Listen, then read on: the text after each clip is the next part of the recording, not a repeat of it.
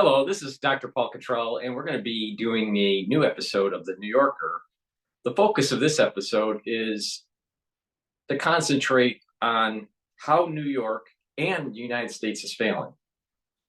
We're going to play several videos, some from the same YouTuber, some of them from mainstream media about the immigrant crisis, the illegal immigrant crisis, and taxation, problems with crime. So let's begin.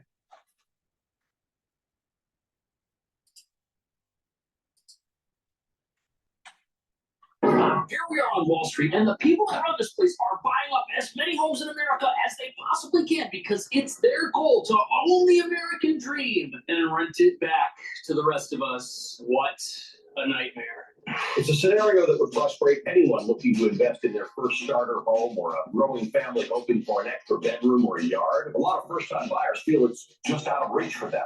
The typical U.S. home sold for a record-shattering $468,000. That's unaffordable for most Americans. We have not invested as a nation in building the supply of housing in a variety of communities and a variety of different price points. Preventing healthy turnover in the housing market can also hurt marginalized communities. What does that mean for renters that want to be in that neighborhood or want access to housing? They're shut out. A recent New York Times investigation found that in Charlotte, North Carolina, Wall Street investors with all cash offers accounted for 17% of all home purchases.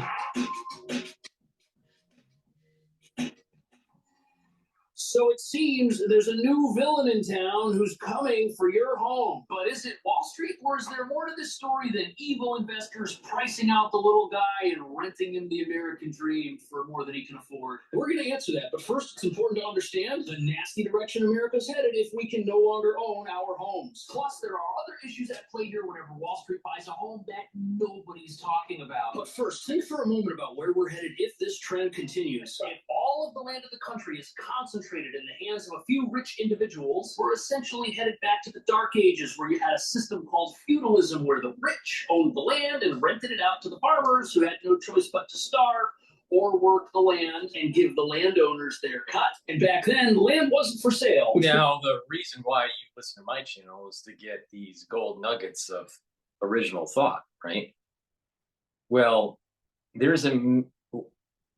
the United States and the world at large, but especially the United States, the middle class is getting gutted, especially with AI. All right. And what's going to happen is that the haves and the have-nots will divide even further, because that middle ground was the middle class. All right. And you could have a decent way of life as in, at least in America, in the middle class. That's getting gutted. And you're going to start hearing hemorrhaging of jobs, and there's going to be financial insecurity within that class. And the ones that didn't cross over to the rich side are going to move into the poor side, because where are they going to go? The middle class is being gutted. So you're going to have kind of like an aristocratic society. And you're not going to really, the ones that are poor aren't going to really own anything. And they're going to be basically on subsistence, a universal income that's going to erode because of inflation.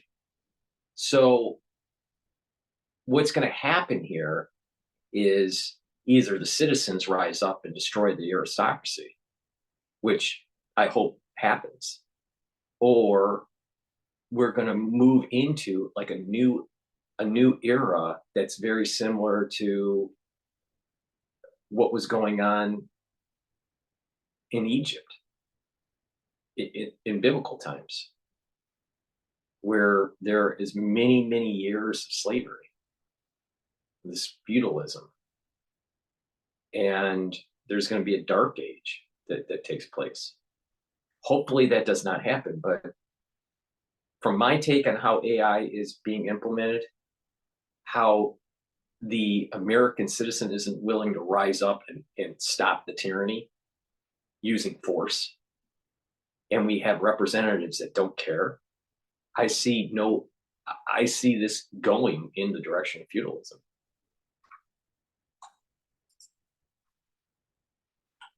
Meant not owning it meant you never would. And you had a dynamic at play where the people who didn't own the land were totally dependent for their very survival on the people who did. Now, to many, the idea of having to rent the American dream from a rich mega corporation sounds like a total dystopian nightmare. But some analysts are predicting that Wall Street could control 40% of the U.S. home rental market by 2030. That's almost half. And that would mean renters in 2030 have almost a 50% chance of these guys being their landlord. And according to the Wall Street Journal, big institutions already own 55% of all apartment units in the country. And this sounds bad, almost like corporate monopolies are taking total control of the housing market, forcing out the little guy so that he's got to pay him a fee every month to have a house, which would keep people out of the property market forever. Wall Street buying homes. Yes. Good thing, bad thing, normal part of life.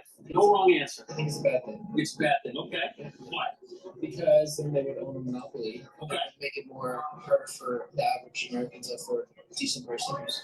But in order to figure out if these things are actually going to happen, or if this is a dire misreading of how the economy works, we've got to look at where things stand today and how aggressively this Wall Street home buying process is. As of 2023, corporate landlords only command a small portion of the rental housing in this country. Institutions, large companies only account for about 2% of the single-family rental housing. There's a small but mighty group of companies that lead the industry. Interesting. So big money controls only 2% of all of the homes in the entire country, but critics say that's not enough and that they want more. On top of the 55% of apartments they already control. And although 2% of homes doesn't sound like a lot, housing prices are already starting to show the signs of increased competition, and they're skyrocketing, which is pricing out the middle class. Look at this chart right here.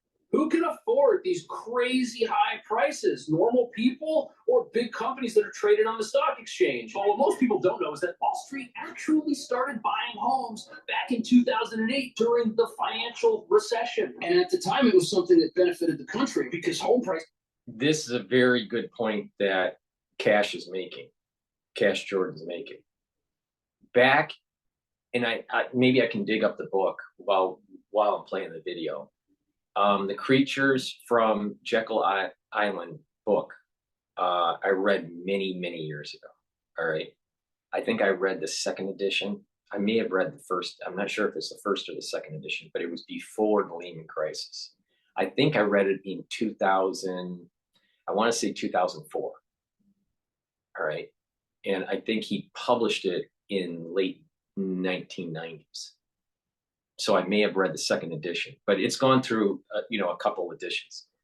It was predicted in that book that there would be a financial crisis. Now, this is all before Lehman crash. A financial crisis where there would be the rich buying up property, and that there would be this gutting of the middle class and this society of renters. Now, he didn't get into the whole Schwab thing from the World Economic Forum where everything's rented and you're going to be happy. He focused more on just the housing market because the whole book was about how the Federal Reserve was orchestrating a crisis. All right. That's kind of the premise of the book, is the Federal Reserve is an evil entity that needs to be abolished. It did kind of sort of play out that way. We did have a financial crisis in 2007, kind of started in 2006 in some areas of the country, but it didn't really flare up until 2007 and 2008. So this is what we call the Lehman crisis, right? And the housing, the housing crisis. And many financial institutions were at risk of failing and needed a major bailout. This is where the whole quantitative easing and TARP came out from the Federal Reserve, with Bernanke being the federal chairman. So it played out a little bit differently than how the book was saying, because from my memory, it was more focused on the middle class. America was more stressed than the actual banking institutions. But I don't think he was predicting the whole problems with the derivatives market and how it blew up, all right, with these mortgage-backed securities, with faulty loans having a high rating, bond rating. So there was a little bit of a complexity of what really happened during Lehman. But this concept of financial stress leading to people needing to sell their home or feeling that they need to sell their home, because sometimes it's just perception. And you have institutions like BlackRock coming in and buying these homes and have no intention of selling them. They have every intention on owning suburbia in the United States and renting it out. That's not sustainable. That's not a vibrant middle class. And that is going to be the downfall of the United States, because upward mobility is being able to, over time, build assets. But if you're constantly just paying a rent payment, an inflated rent payment, you're never going to build assets.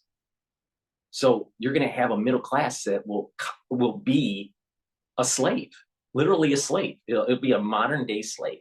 So there's no difference between that and what was going on in biblical times in Egypt. And it's two things that have happened. The American public allowed it by not being more vocal and more forceful, more kinetic against the government that is taking away your civil liberties, and against the institutions, the financial institutions that is gutting the middle class.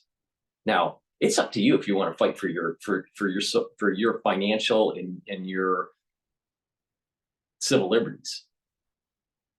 But if you don't be surprised that the end result is slavery.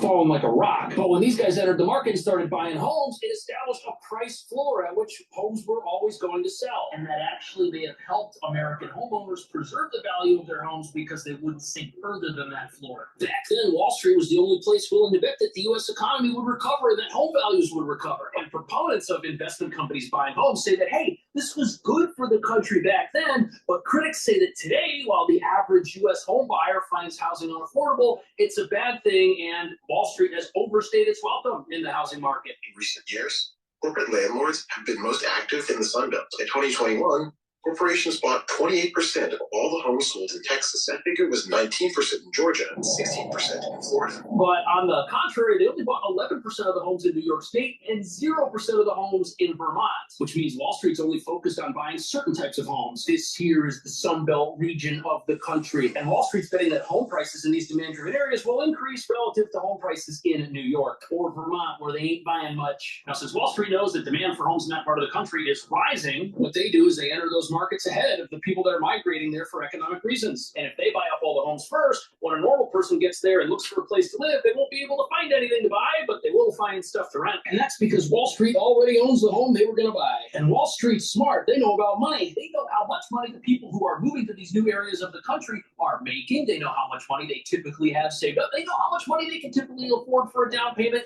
And it's going to get a lot harder to fight this when you have AI being implemented in the job market. You'll need less humans. And these AIs are modeling human behavior. So who's doing this future prediction of the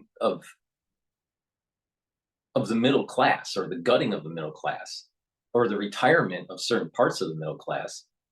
They'll know 10 years ahead or 5 years ahead and make the move.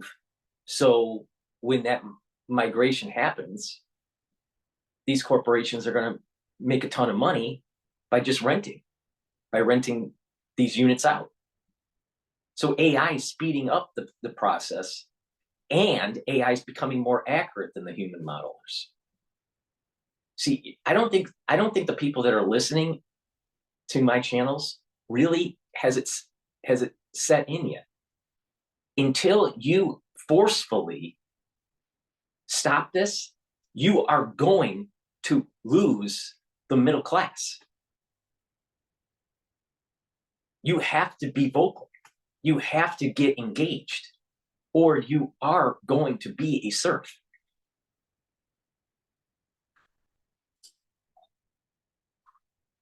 how much money the final price of a home they can buy is, and how much is just a little bit more than they can actually afford. But this incredibly savvy business model might actually be bad for the country, which is why many people want to see publicly traded companies out of the housing market. And they say if that doesn't happen, this could destroy the country. Okay, it will destroy the country. Now, there is a easy solution to this, assuming that you have a forceful citizenry fighting back. And that is making sure Congress forces the hand of the Federal Reserve that special provisions for loans to banks and to these institutions that need bailouts when there's a financial crisis, they don't get it if they're in this kind of market. So you force them out of the market because they would prefer the loans from the Federal Reserve when they need it than to be in the housing market. It's only that the Federal Reserve is allowing it to happen on why this is happening. It's happening because Congress is not regulating this and preventing these institutions from buying up these properties. So there is a mechanism, but the citizenry needs to be forceful. You need to get on the phone. You need to call your congressman. You need to call your senator. You need to be bugging your state legislature. You need to be bugging your governor. And if you don't get the answers you want, there needs to be widespread protesting at City Hall, at the governor's mansion, at the state and the federal legislature, to be able to voice a huge concern about the gutting of America. But if you are going to be just a keyboard warrior, you're going to lose out. The rich are going to get richer, and most likely, because most people that are watching social media are in the middle class, most likely the probability of going into poverty is much more elevated by not acting. And our founding fathers warned us of tyranny, warned us of individuals taking power that has antithetical vision of humanity when compared to the Constitution. Now, are you going to be an engaged citizen or not? You didn't do too well during the crisis in 2020. Didn't stop it from happening. Could have. Didn't. The warning signs were there. Didn't stop it. People told you to stop it. Didn't. Now, if you weren't willing to do that in 2020, or the women that couldn't feed their infant because there wasn't formula on the market, and they didn't mass protest about it and let Biden pass on that problem. They weren't even willing to even protest for their own children.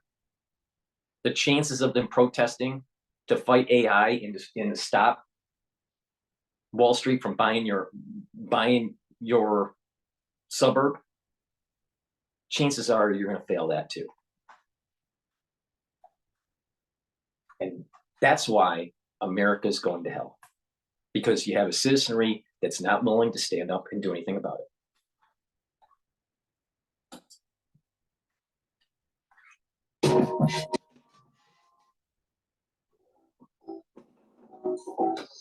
What's up? Hi, Jara. We brought you here today to let you know that we I gotta made play the this commercial. business decision to switch to ClickUp. Your performance has been decreasing over the last few quarters. There's no innovation, no new features, poor customer support, and there have been several complaints for years. But I just have my way of operating. I know, and we really appreciate everything that you've done, but we just can't be productive with you on the team. And we gave consideration to the fee hikes, but then there was the server issue, and now you're telling us that you don't have the speed to work with our new projects, and we can't proceed. Come on. It's not that bad. Well, Just wait, middle America. When AI gets implemented, you're going to start seeing a lot more of that in your life.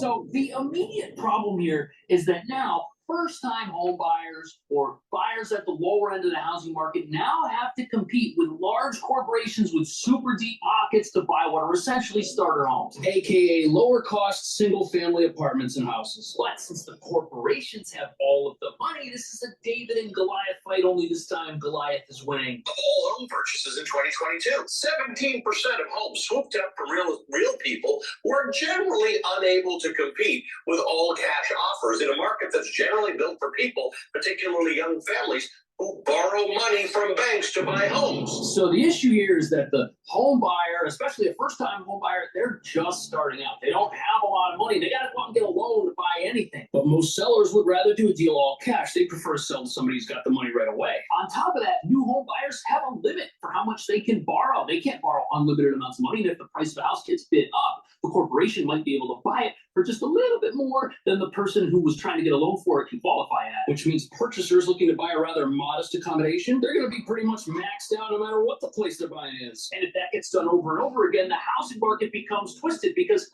new home sales are based on the prices of past home sales. This just greatly puts upward pressure on the price. Now, you might be thinking, what's the big deal about owning a home? Why don't people just rent? After all, most New Yorkers rent, and we're doing okay, sort of. Well, if that happens and more Americans are forced to rent, it could cause massive problems for how the economy's worked for decades in this country, which is very frightening. You're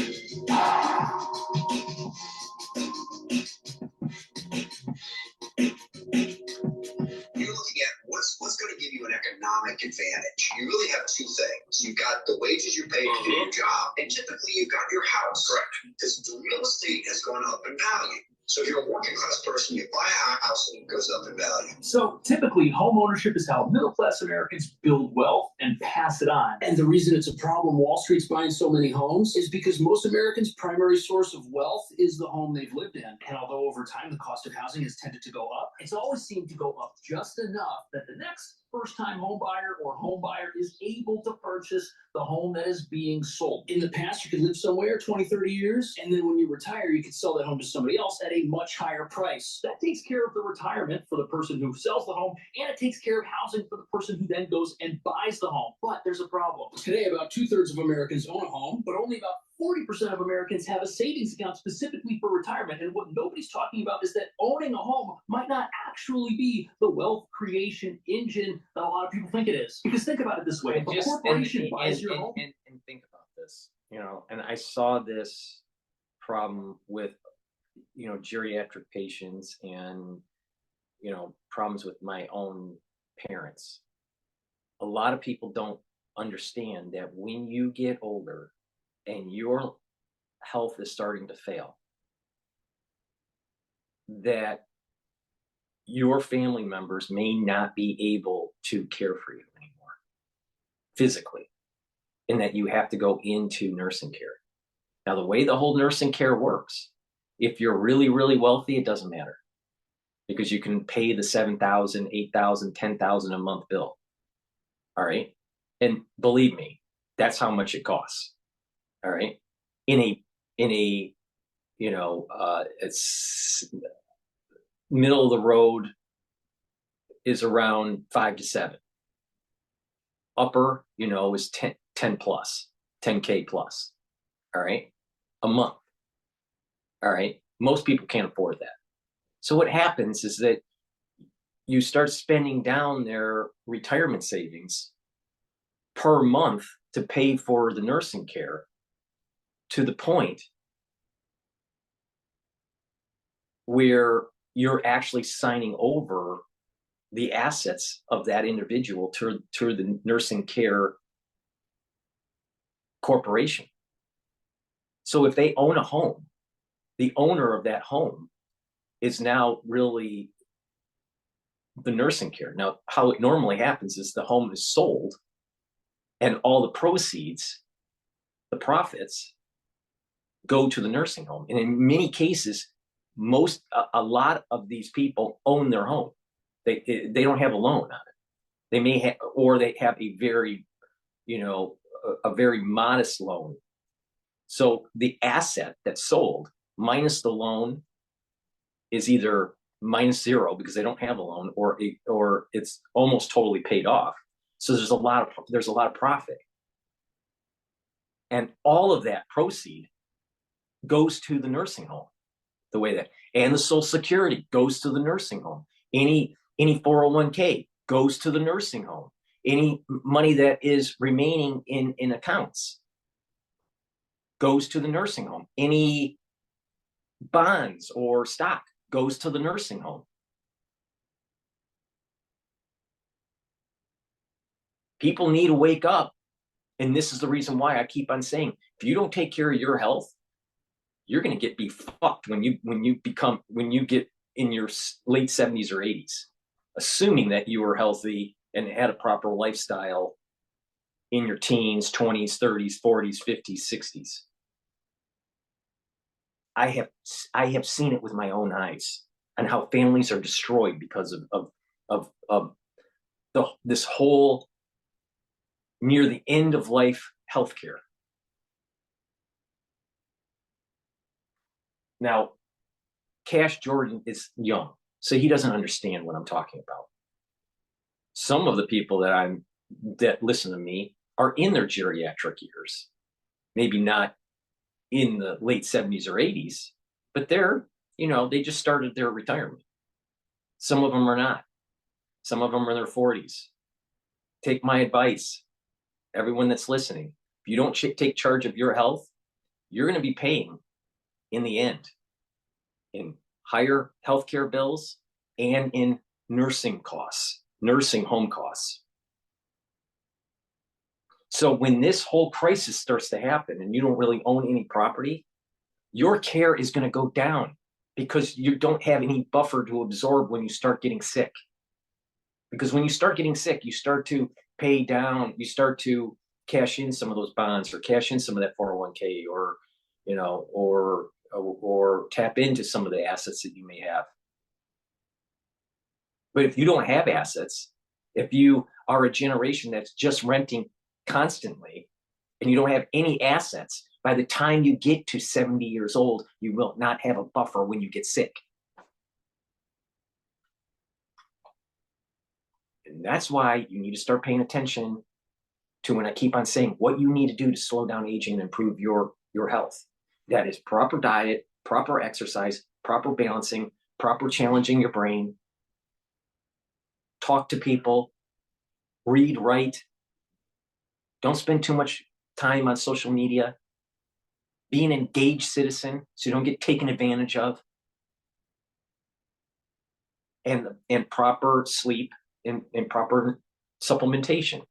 If you do that on a regular basis, you're increasing the probability of less healthcare problems down the road. And when you start having those healthcare problems in your 70s or 80s, let's say, you've been somewhat healthy, but God forbid something happens like a stroke. And everything seems to be fine, but all of a sudden you have a stroke. Well, your healthcare costs just radically went up. Or you had a heart attack. Your healthcare costs just radically went up. Or you have dementia. Your healthcare costs have just radically went up. Or cancer. So you either engage and take charge of your own life, or you're going to be paying the man. And I am not wrong on this. Ask anybody. They can then turn around and rent it to somebody else. That's an investment. It generates rental income. But when a regular person buys a home, they go out and get a loan to do it, which means they take on a ton of debt, which they then have to pay back. And since most homes are bought with a loan, when you purchase one, you're essentially financing someone else's retirement, and you have to pay that back with money that you have to then go out and earn. You haven't earned it yet over the next 20 or 30 years, which in a way kind of makes home buying and selling a means to transfer wealth from one person to another. But this is how the country's been run for a long time. If this stops happening, a lot of people aren't going to know what to do. And if corporations step in and they own everything, they're essentially creating a new style of modern day serfdom. And that's what's alarming to a lot of people, including several lawmakers who want to crack down on corporate landlords buying up homes in the country. But that could actually cause more problems than it solves. Blackstone. Hi, this is Mark Barton, Sandy Brook Promise in Newtown, Connecticut. And hi, this is Nicole Hockley, also from Sandy Brook Promise. And we wanted to bring your attention to the bill for universal background checks. And we need your signature. So let's get this straight. You have corporate America buying your homes, and then you have people that are using emotional fallacy to try to erode your Second Amendment rights. So you have the option to be able to fight the government if you need to. Because remember, the Second Amendment wasn't to go hunt Bambi. It wasn't even to protect your home from people that can't pull up their pants. It was to protect your family from tyranny rising from the government. If you don't believe me, read the Federalist Papers by Hamilton and Madison.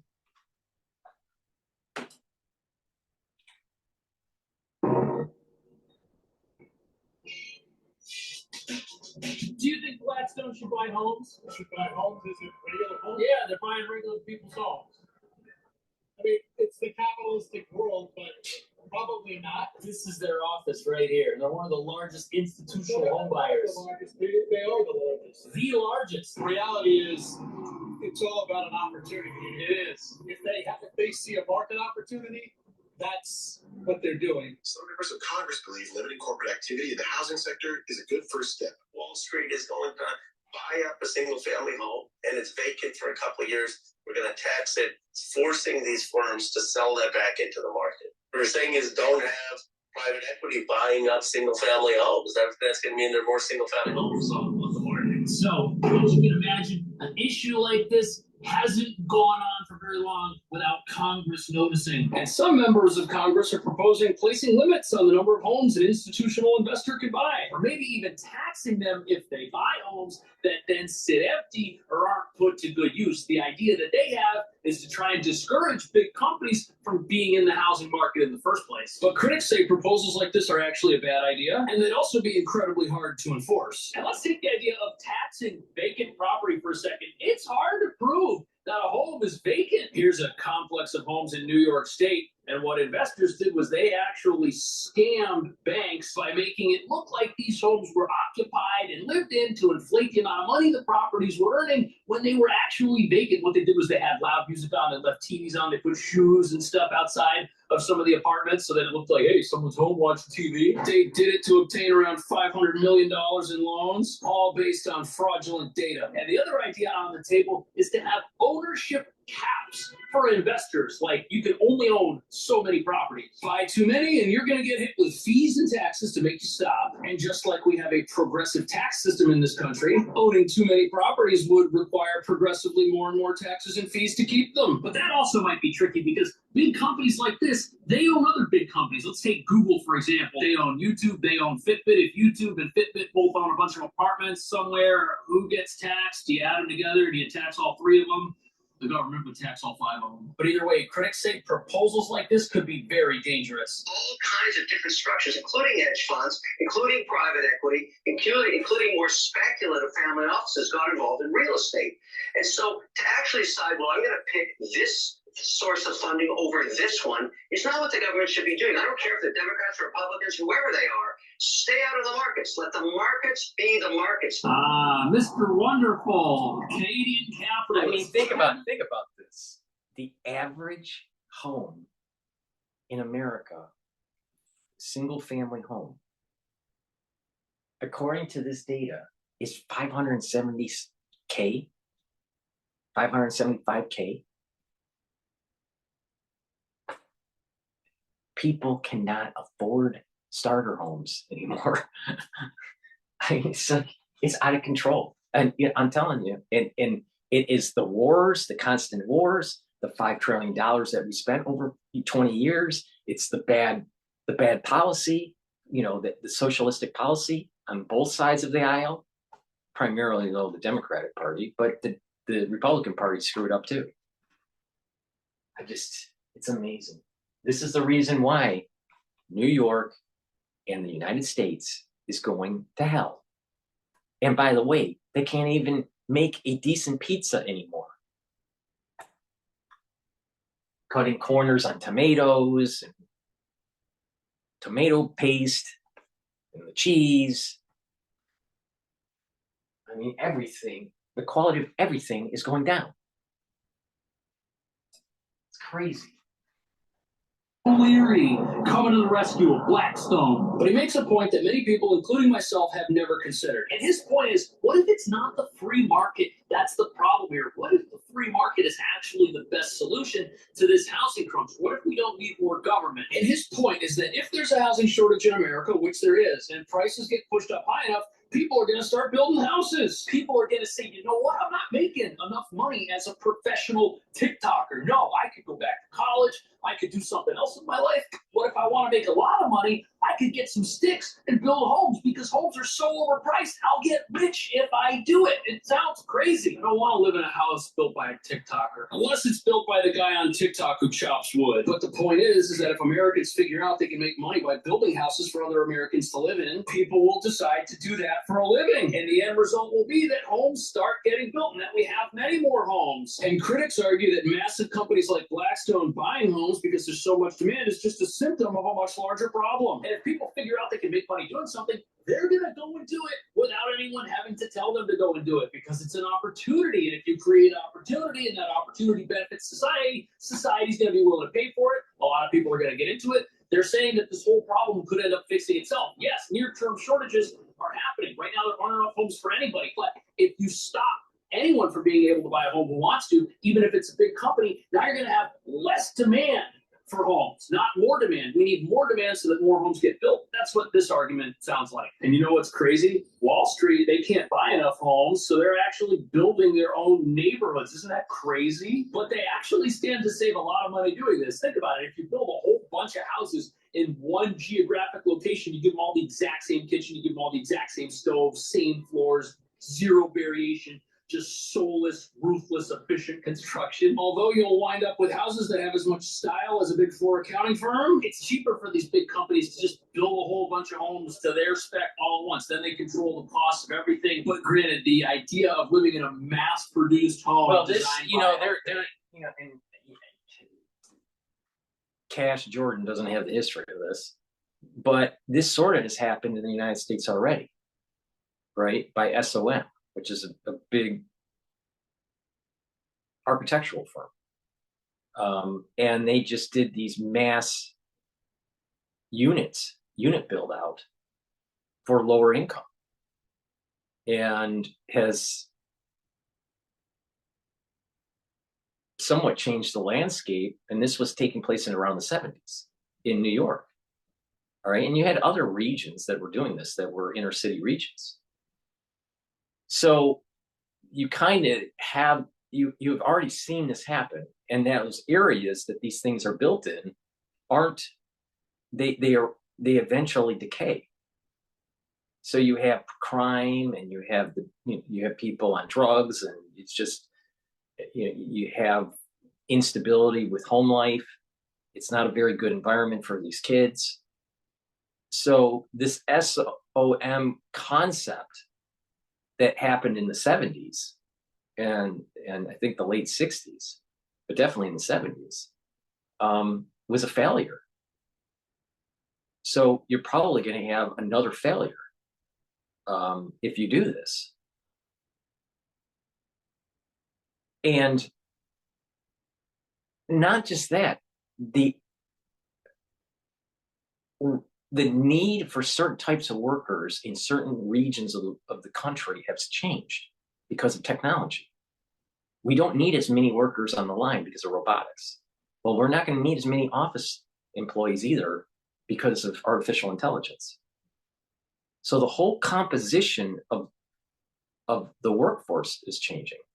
The supply and the demand of the workforce in the short term is in disequilibrium.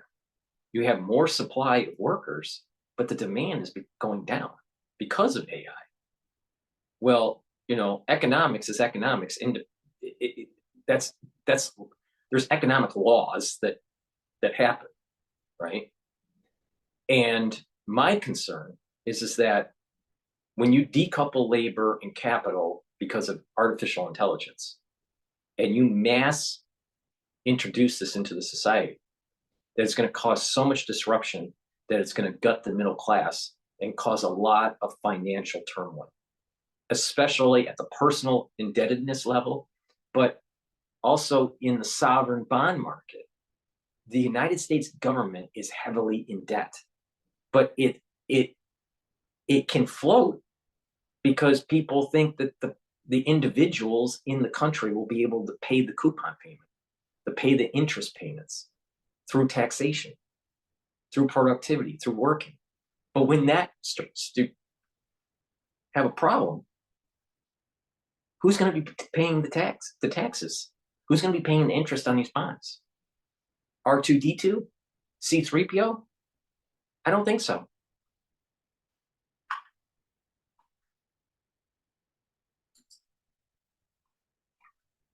Operates like McDonald's. That doesn't sound another thing that but if you look at hit with my head here when he was talking about this soulless design, this is the Bauhaus movement that was going on in the 1920s.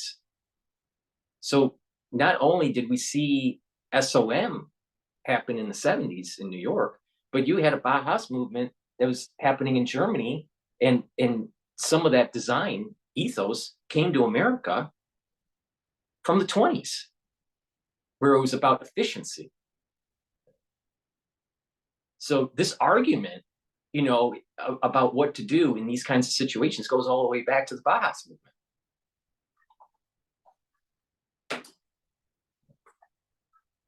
typical $1 million box apartment in New York City. It might have an inspiring view, but the inside is just a white box. So on one hand, we've got people saying the government should step in and kick these companies out of the housing market. On the other hand, people are saying, hey, just let the market do its thing. It'll all work out. What do you think the right answer to this is? Let me know. Thanks for watching. I'll see you in the next video. Yes, Jordan. The only way out of this, trust me, because my family goes back pretty far in American history. The only way out of this is revolution. Because your government isn't going to give a shit. Wall Street's not going to give a shit. And unless the American citizen actually steps up to the plate and says, don't tread on me, this stuff that's going on isn't going to stop. Talk is cheap. Action is what is needed. And guess what? The American public didn't act when they needed to in 2020. And now you have all the aftershock of the crisis, the pathologies that are starting to pop up. We don't have to go into detail because I've done it with thousands of hours of talking about the crisis, literally thousands of hours about talking about the crisis, where you had American citizens not doing the right thing and shutting down certain facilities that should have been shut down, and be more forceful with the government on truncating certain agencies, three-letter agencies that start with C and end with A, and have a middle letter I.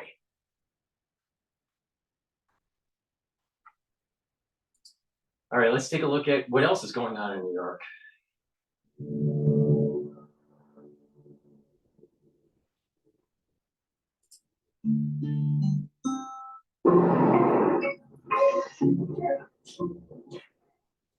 Today, over 2 million packages will get delivered here in New York City, but 90,000 of them are going to get stolen. That's a big problem, but the city's got a new plan to stop people from stealing packages without having to arrest anyone. How is that going to work? 90,000 packages in the city are lost or stolen every day. And if you have the bad luck of having one of your packages taken, you know just how frustrating it can be. The NYPD says this Amazon employee walked right up these steps right here and picked up packages that were already on the porch. Victims stand to lose more than birthday cards and paychecks. I have a neighbor whose insulin was stolen. We had ordered a couple of brand new iPhone 15s. More victims have reached out from Jamaica to Bayside. They say the post office didn't offer fraud protection or even give word their mail was gone. Okay, so 90,000 packages a day. When I saw this headline, I thought it was fake news. But apparently package theft in New York is on the rise, and it's not showing any signs of slowing down. And that makes sense. Since 2020, online shopping is way up. And sadly, in-store shoplifting is also way up since then. And that's why when you go to a drugstore, pretty much everything is locked up behind the glass. But the problem for New York... And that didn't happen until you had the BLM movement and the rioting that took place. Thank you so much, citizen in the United States that can't pull up your pants, can't make your bed, but you have to go to the drugstore and steal Gillette razors. Thank you so much. And oh, by the way, your constituency wants to actually push reparations in state legislature. So it taxes individuals because there must be some sort of structural racism. How about pulling up your pants, making your bed, brushing your teeth, and getting a job, and don't steal from Walgreens?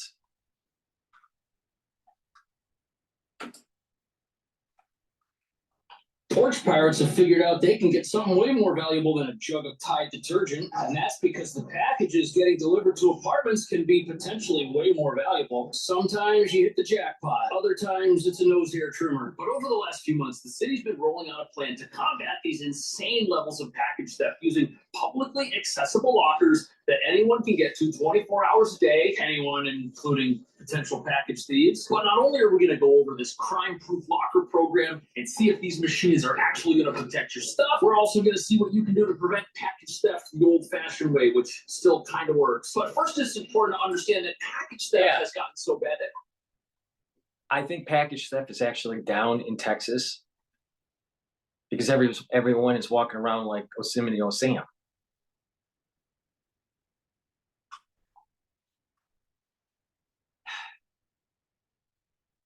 I'm telling you, America, you better wake up.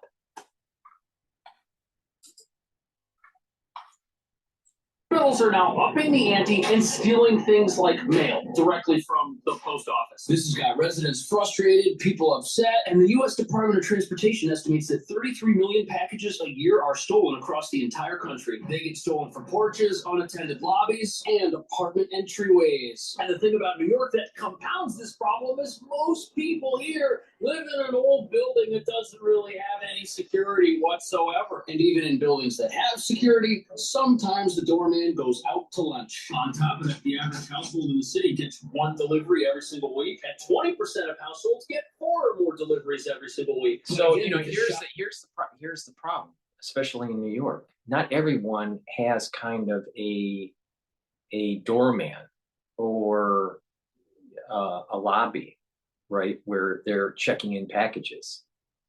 Many people are in walk-ups, so the packages may be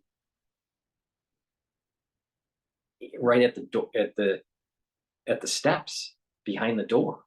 So if someone opens up the door or breaks the door, they could easily take your packages.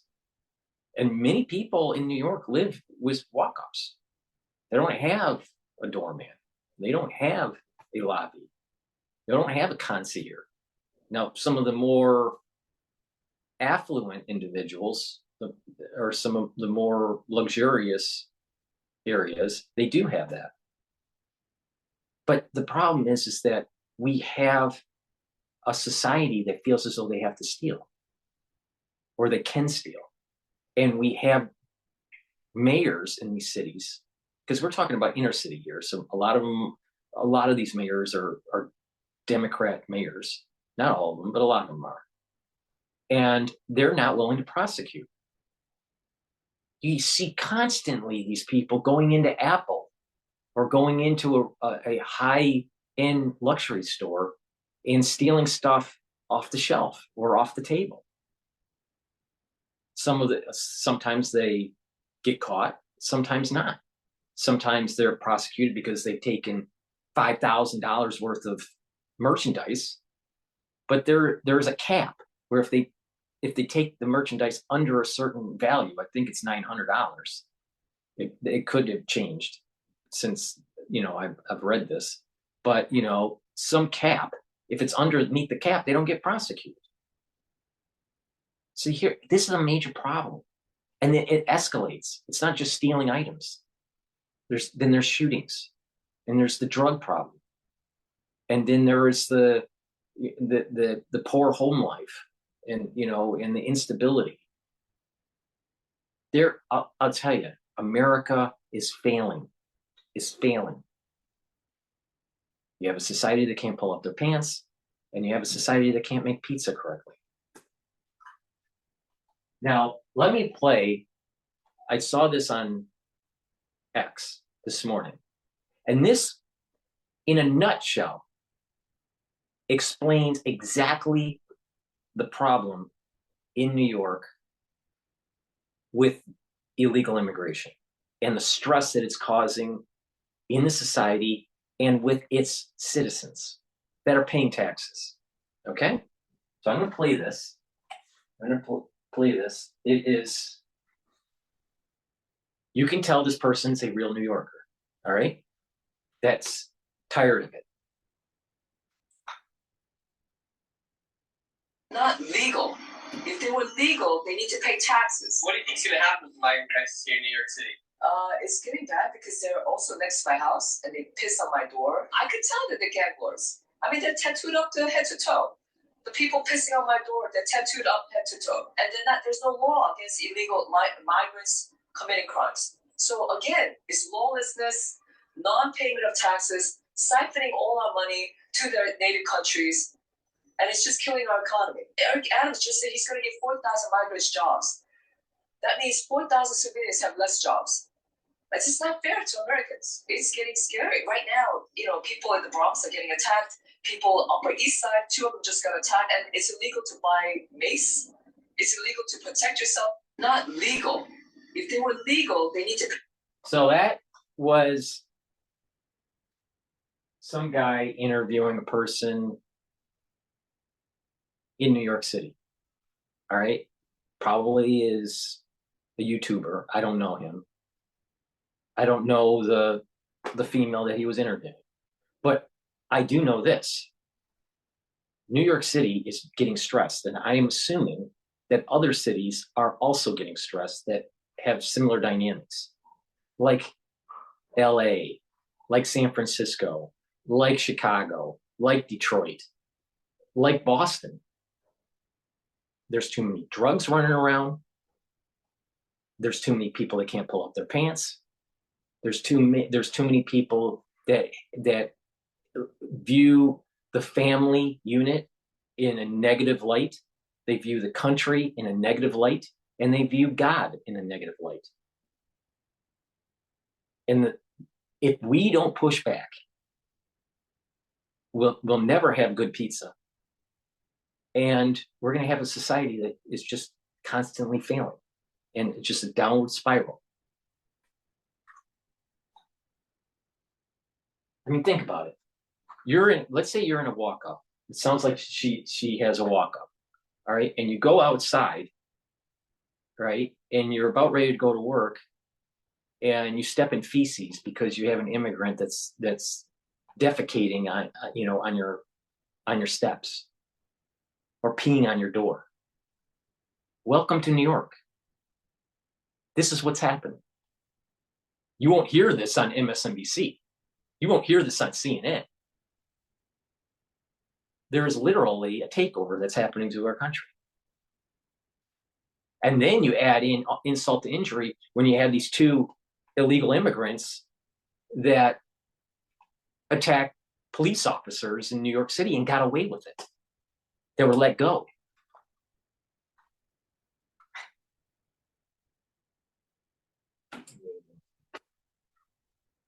Is such a problem in New York as people find less and less of what they want in stock, or frustratingly in stock, but behind a locked cabinet or refrigerator. That number of people who get more than 1 delivery a week is only going to increase. Look at this beauty aisle. Yeah. Glass. Just imagine you're buying almonds and you have to hit a button and have one of the representatives at Walgreens come in and unlock it so you can have your can of almonds or bag of Doritos. Or let's say a female needed to get some mascara. Well, you got to press the button and get some help because it's behind the glass, locked.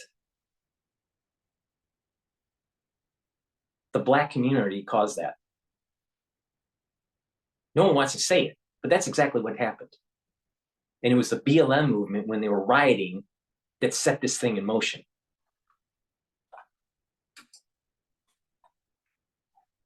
little area is all that you can get to. It's a downward spiral as more and more stuff gets locked up to keep it from getting stolen. The in-store experience just gets more frustrating. Right. More deliveries will go online, and that's where the package thieves come in. And as you're about to see, the way New Yorkers are stuck living in these tiny little apartments, it's 100% right.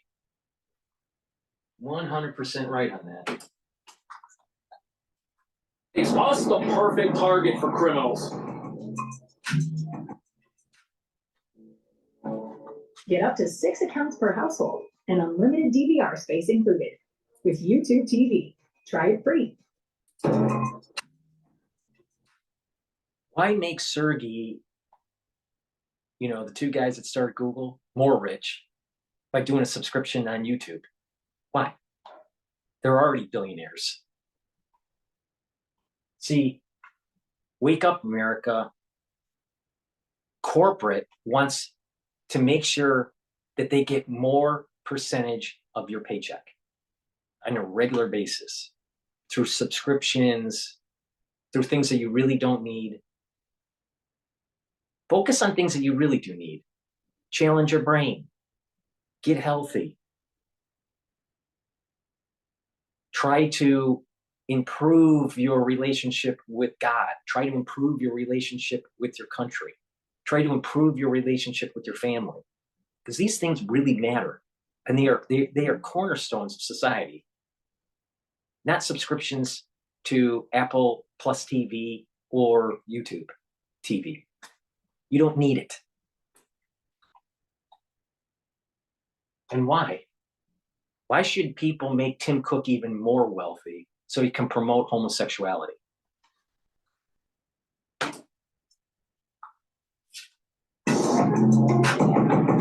Now, the biggest problem with New York when it comes to package theft is these apartments. They are the problem. The city's got over 8 million residents, all living in tiny little box apartments right next to each other. This window right here is one entire apartment right next to the front door. And because you got a lot of apartments, and because they're all very tiny, you've got to understand that the people living in places like this, they're not staying here for decades on end. A lot of people will rent a place and they'll be there for 1 year, maybe 2 years, and then they move out, which means if a criminal is consistently robbed. Exactly. There's a transientness that makes a society less stable.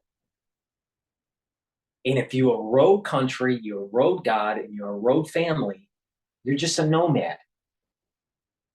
What do you really, when you start getting older and you look back on your life, if you're just a nomad, what the hell do you really have other than a knapsack and maybe a sleeping bag? You got to build memory. You have to have scratches on your table, because of family get-togethers during the holidays, and these things build memory, and they're part of a healthy person. If you don't have that, if you don't have that in your life and build up that kind of memory bank, and you're a nomad that's just being a subscriber to the latest and greatest technology, you're not going to be really human. And when you get older, you're going to regret most of your life.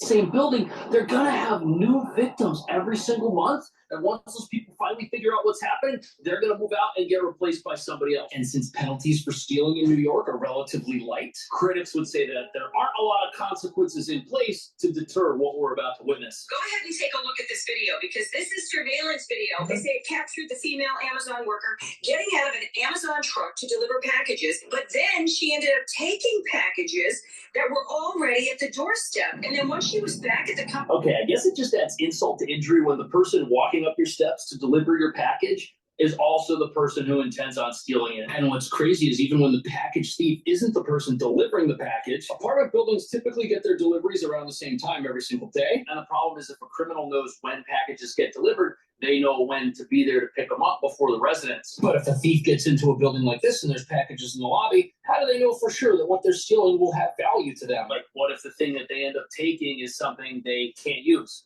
What do? We got an email from the original store that we ordered the items, that it was returned to their store, and an electronic gift card was issued to whoever returned it. So they got the gift card. Wait a minute. You go steal an item on the street of New York. You don't like what you stole. You return it to Amazon and you get a gift card back. Thanks, Jeff Bezos. Now I understand why the New World Order loves you so much, and you have these $35 or $50 million yachts.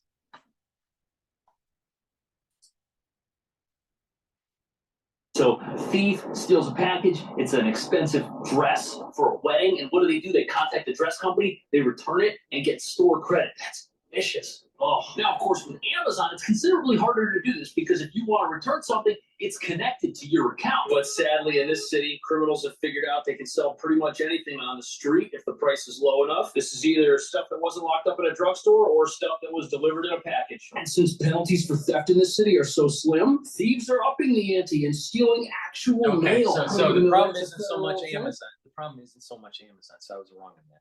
See, I'll admit when I'm wrong. All right, I'm not wrong often. But, okay, so I was wrong with Amazon. But they're still sending it back, to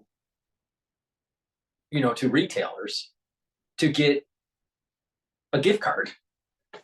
I mean, this is crazy. I mean, and they want to take your gun rights away.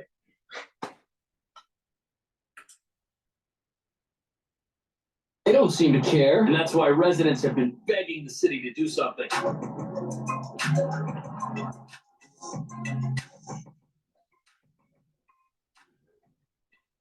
pair of green mailboxes on our corner has been targeted yet again. We first brought you the explosive video this summer showing multiple mid-afternoon thefts on 23rd Avenue and 21st Street. Okay, so it seems like they're not robbing the trucks, at least not yet anyways. They're going after these relay boxes. U.S. mail, storage box. There's a little keyhole right here. To be honest with you, I didn't think these were still used for anything. But apparently there's mail in there. And residents are sending letters places and they're not showing up. And if you see over here, we've got the postal carrier. They probably need to access these boxes when they have too much mail in their little cart. And with all the tiny apartments around here, just think of how much mail is inside these versus in other parts of the country. Again, criminals' paradise. It's horrible to say that, but it's true. But hopefully this is something the new lockers can prevent. Either way, the people that are robbing these, they might employ some of the same tactics to get into the lockers. We'll have to see. One guy was dressed up as a postal worker. And it makes sense that residents are terrified and upset. Identity theft is also top of mind. More victims have reached out from Jamaica to Bayside. They say the post office didn't offer fraud protection or even give word their mail was gone. We recommend dropping it off directly to the post office. Wow, it's crazy how there's just zero accountability from the post office. They're like, yeah, mail got stolen. What can you do about it? And in today's day and age, if your personal information falls into the wrong hands, it can be devastating financially. Now, all eyes are on the green boxes and their vulnerable locks. USPS will be installing 49,000 electronic locks to replace traditional postal keys. That might work, but a criminal might be able to wedge something in here and just pry this thing open. Or if it rusts enough, they could just reach in there and take what they want without even picking the lock. But now that we know how bad the problem is of package theft and mail theft here in the city, let's go see what the new solution looks like a few months after it's been in operation. Is it working?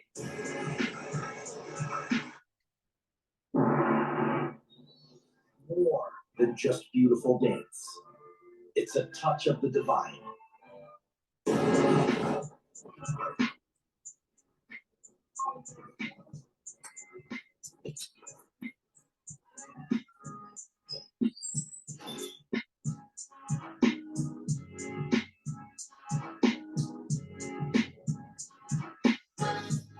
This is pretty cool. And it's essentially just a little room full of Amazon lockers. Except they're not Amazon lockers. They're called Go lockers. These things seem pretty secure. There's no way to get these open.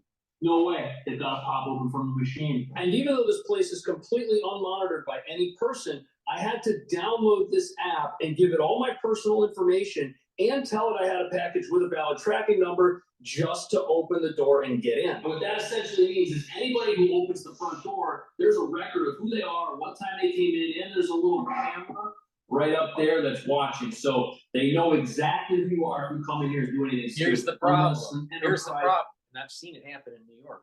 Some of these thieves will be behind you, right? And they'll try to get in by just riding your coattails into the lobby. So you have access to the door, but they don't, and they'll just try to rush in while you're going in. And that camera ain't going to stop a theft. You know, so this is because there's no one there as security, the chances of someone being attacked increases. Or wait outside when the person is leaving with their package and then mug them. This is the problem when you don't have a society that is God, country, and family. It's lawless.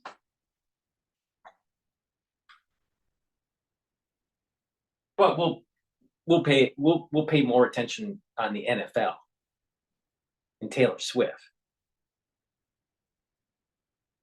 than what the hell the Federal Reserve is doing and how they're destroying your monetary base and your way of life.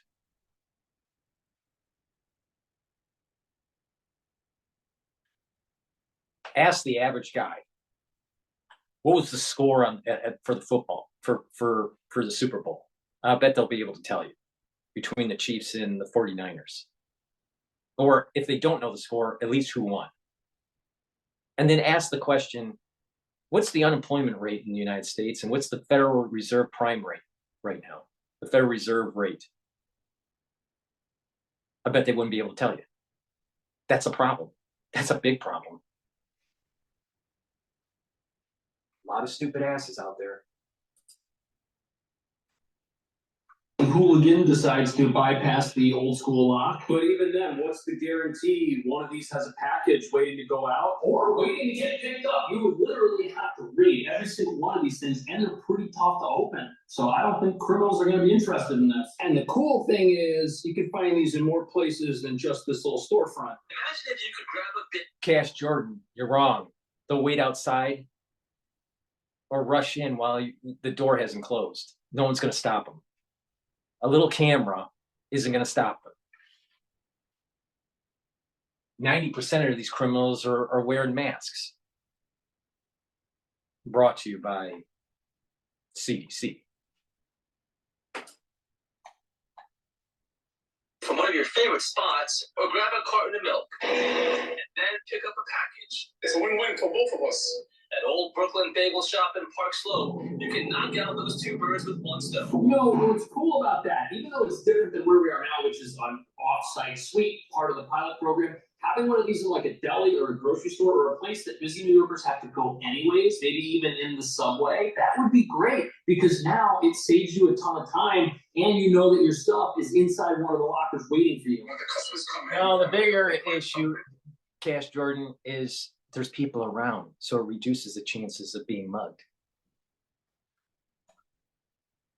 You know, he's young, but, you know, a little naive at times.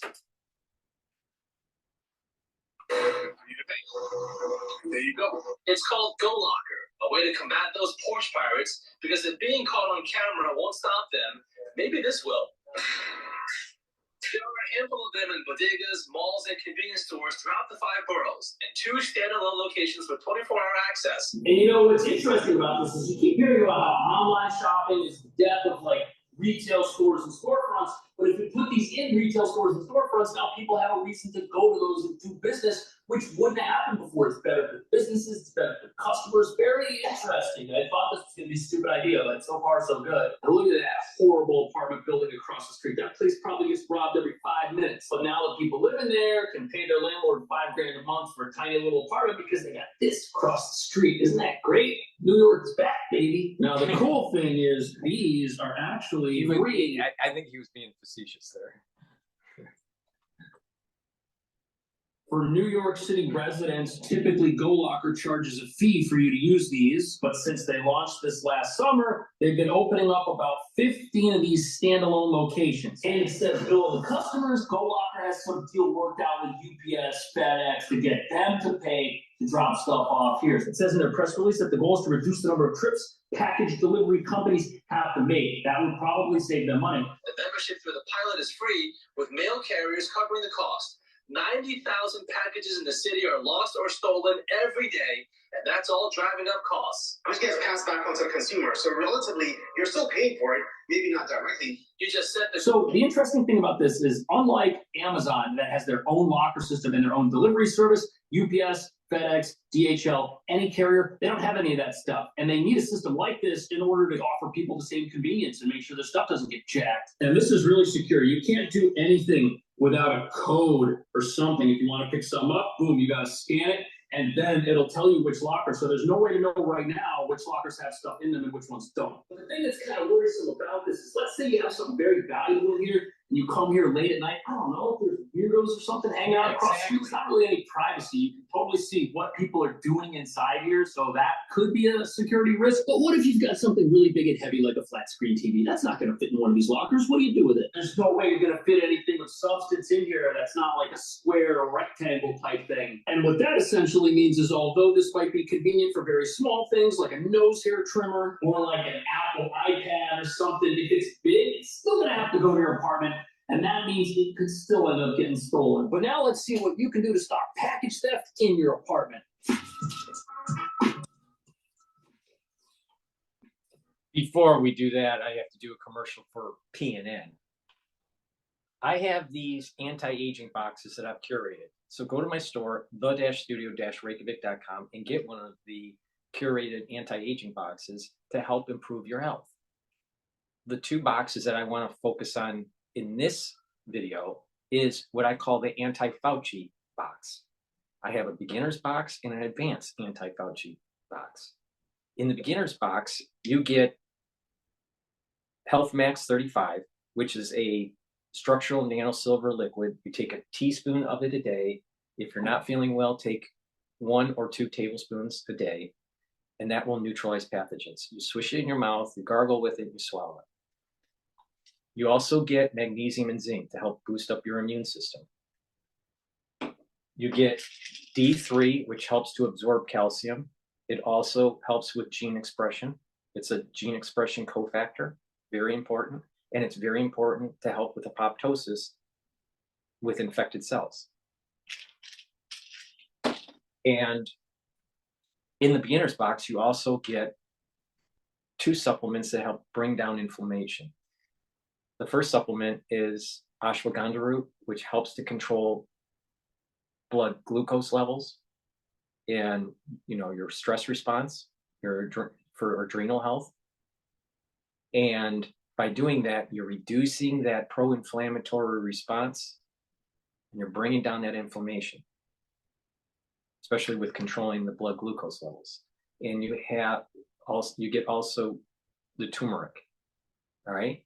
This is an antioxidant, and it also brings down inflammation. It brings down the pro-inflammatory cytokines.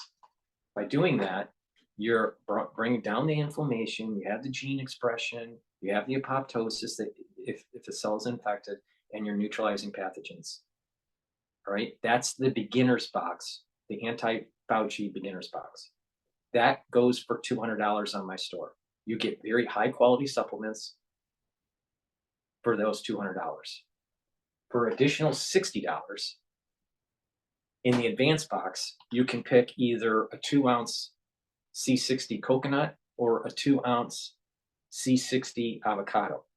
This is a very strong antioxidant.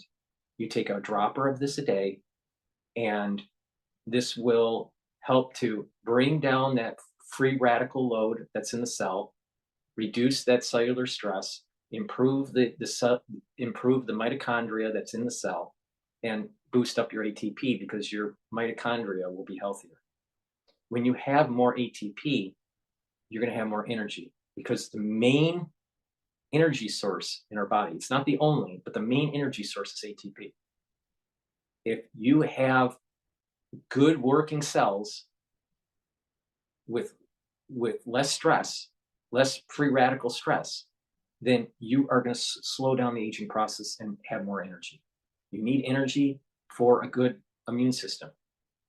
But not just that, this box will slow down that aging process if you take it every day. There's a compound effect. If you don't believe me, try it out for a month or two. And you'll start to see that there's huge improvements. You take C60 right before a workout, right? You'll recover quicker. Why? Because it's soaking up the free radicals that are created while you're working out. So, and the Max 35 neutralizes pathogens because it's a structural nanosilver liquid. You bring down inflammation. A lot of people in the United States is chronically inflamed because of their diet and chronically inflamed because of their lifestyle. So the anti-Fauci beginner's box is $200, and the advanced box, you can pick either coconut C60 2-ounce, or I'm sorry, coconut C60 2-ounce or coconut avocado C60 2-ounce, either or, all right? And that goes for $260. You will be amazed at the quality of the products that I offer, and that the synergistic aspect of neutralizing pathogens, bringing down inflammation, and neutralizing free radicals. So you can get it at $200 or or $260. If that's too pricey and you just want individual items, you can buy the individual items on my store also. But there is a benefit if you take these things together on a regular basis. You're going to improve your immune system, and you're going to slow down the aging process. This is PNN. Let's go back to how New York is going straight to hell.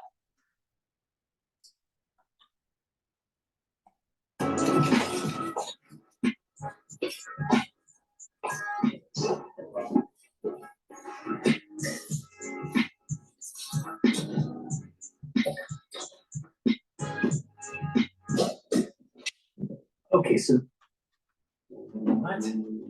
Oh no! Try my Old Spice. You can use it on your pit's chest and even your. Okay, so the thing that I like the most about this is that this building has a long, narrow hallway. Look at how far it is from the front door over to where this package is. It's also very well lit, very clean, and nobody who's out on the street will be able to see any of the packages that get delivered because they're brought over here by the mailboxes. And before we talk about other tips that might work, a clean, bright, well cared for building is the first step. Let's say you had a building where the front door was literally right here next to the packages. Somebody could just look inside, see something, decide to get in, take it. And also, you see how there are no packages here? It goes without saying that if your stuff is all over the floor for multiple days on end, it could be inadvertently taken by a neighbor who thinks it's theirs. Somebody could see it, maybe on their way out of the building, maybe another delivery person by chance. But in addition to your apartment right here, there are 19 other apartments, and you guys can team up to keep an eye out for each other and make sure that you don't take somebody else's stuff. They don't take yours. And if the person across the hall has a package, just let them know, hey, you got a package. Or you can put it in front of their door. I want to take a look at some of the figures on how people plan to prevent package theft. 32% are going to use package tracking technology. 21% will be relying on home security cameras. And 19% will be asking a neighbor to watch the house or collect packages for them. Okay, so according to the news... See, back in the olden days, you could trust your neighbor. You didn't have to lock your door. And if you had a problem, it was either, the solution was either a Glock or Smith & Wesson or a Colt.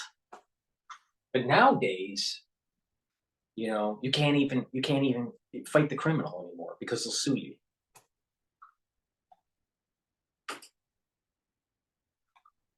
Have a home security system that can keep an eye on their porch and on their front door. Here you can do that because we're ground floor and you could have a little camera that shows you what's going on out there. But even while a little doorbell type camera here might be somewhat helpful, some buildings are starting to put in things like Amazon lockers where they might have empty space, but there's not a whole lot of empty space here, so I don't think that's coming. And if you do live in a place where a package goes missing, if that happens, tell the landlord and leave a note in the area where the package was taken from. That way somebody might see the note and return it because they grabbed it by accident. In my particular building, the super had a new cleaning person take their place, and there were a bunch of packages in the lobby. And you know what they did? They brought them all down to the basement. Everybody thought their stuff got stolen just because it was missing. So it could also be something very similar, but had those packages been picked up as soon as they were dropped off, nobody would have had to deal with any of that confusion. What do you think the best tip is for package theft? Do you think New York City's on the right track with these lockers? Should they expand them? Should they get rid of them? Are criminals going to start robbing them? Or are they we get Second Amendment. Really simple. Have a district attorney that actually prosecutes these criminals, and don't have a pussy mayor like Mayor Adams. That's the solution, Cash Jordan. All right. Let's also look at what other crazy stuff is happening in New York. Oh, this is lovely. So we've seen a spate of some very brazen cell phone robberies in New York City that's been attributed to a Venezuelan gang called Tren de Aragua, which has its origins at a prison outside of Caracas. A number of the gang members escaped in September 2023 when the Venezuelan government raided the prison. And a lot of them have come over within this surge of migrants from Venezuela into the United States. In the last fiscal year, there have been like 340,000 encounters at the U.S. southern border with Venezuelan migrants. Among those, Border Patrol has apprehended 41 Tren de Aragua gang members. Law enforcement says they are infiltrating cities in the United States and maybe forming alliances with gangs that are already established here. We're seeing the presence of Tren de Aragua in New York City. We're seeing all these brazen cell phone robberies where two guys on a moped will go onto a sidewalk in Manhattan and they will steal a cell phone out of the hands of somebody who's actually talking on the phone. This is important because if you're talking on the phone, your phone is open. So the guy on the back of the scooter just keeps tapping the phone so that all of your apps are open, and then they take it back to a gang leader in the Bronx. This is why it's so important that if you're in the city, you know, you have that phone in your pocket, you have the earbuds in, and you're, you know, if you're talking on the phone, you talk through the earbuds, and keep that phone away from you. Put it in a pocket, maybe even in the jacket pocket instead of, you know, outer pocket. But I'll tell you, you know, but it's not just I didn't know about this gang, this whatever it's called, whatever she called it. That's news to me. But the thing is this, it's also people getting pushed onto the railroad tracks and getting run over by the train. I mean, that happens not every day, but it happens regularly throughout the year. Now, some of them are suicides, but many of them are shoves. I mean, it's crazy. You know, this is a problem. You have a society that doesn't respect property, ownership, or life.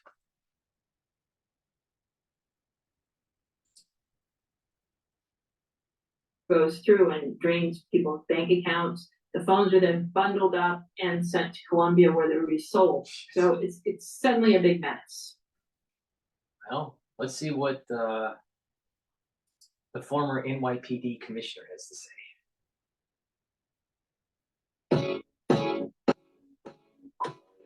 We got a favorite thing about the XS1? So many. If we could maybe narrow down to 3, it's gonna be hard. You know, I'm not going to tell people not to go to the gym. You should do exercising, but don't get too crazy. All right. Some people, they buy all this equipment for their house. They may use it for a few months. Maybe if they're really into weightlifting, they'll use it throughout the year. But usually it's just a waste of space and a waste of money. You can do almost any of these exercises that are resistant exercises by doing isometrics. And that's basically using your natural body and gravity to build muscle. The Army does it in their calisthenic program. And, you know, they're pretty fit, all right? You can be a gymnast by doing this and not have to lift weights. And not only that, when you're doing these isometrics, you are actually improving not just your strength, but you're also improving your stretching, because parts of these routines are stretching and balancing. So don't get too crazy. You don't have to. You can do all of that for free and be fit. Now, you may not look like Hulk Hogan. You may not look like, you know, Andre the Giant for the WWF or Arnold Schwarzenegger, but you'll be healthier, because Arnold Schwarzenegger had problems with his heart because he was a weightlifter. Not that, he also took steroids, but I mean, just over weightlifting will do damage to your heart because you're increasing your blood pressure. So, you know, just do it in moderation and you'll be fitter. You will have better health. You got all these people that go, no, I got to buy a gym and I got to get this fancy screen on the wall and, you know, it's going to tell me what to do. You don't need that. You can get a PDF file or watch one video on YouTube on isometrics, and you'd be fitter than these people that are using this crap, that's using a machine that costs $3,000. Don't waste your money.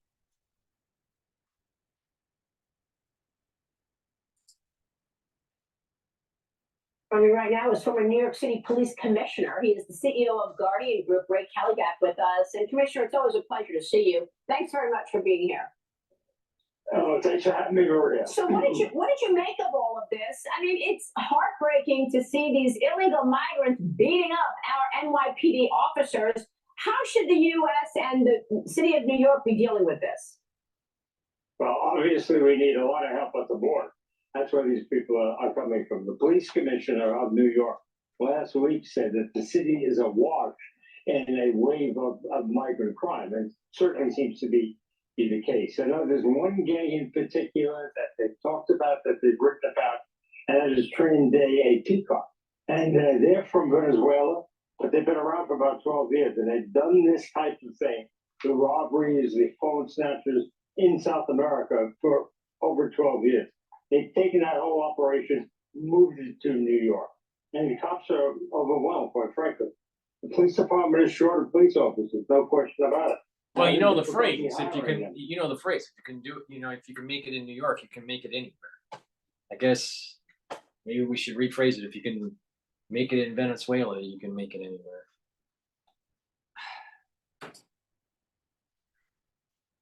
So it's a very difficult time to be a cop in New York City these days. Absolutely. And, yeah. I don't see it getting any better anytime soon. Well, but frankly, we saw this.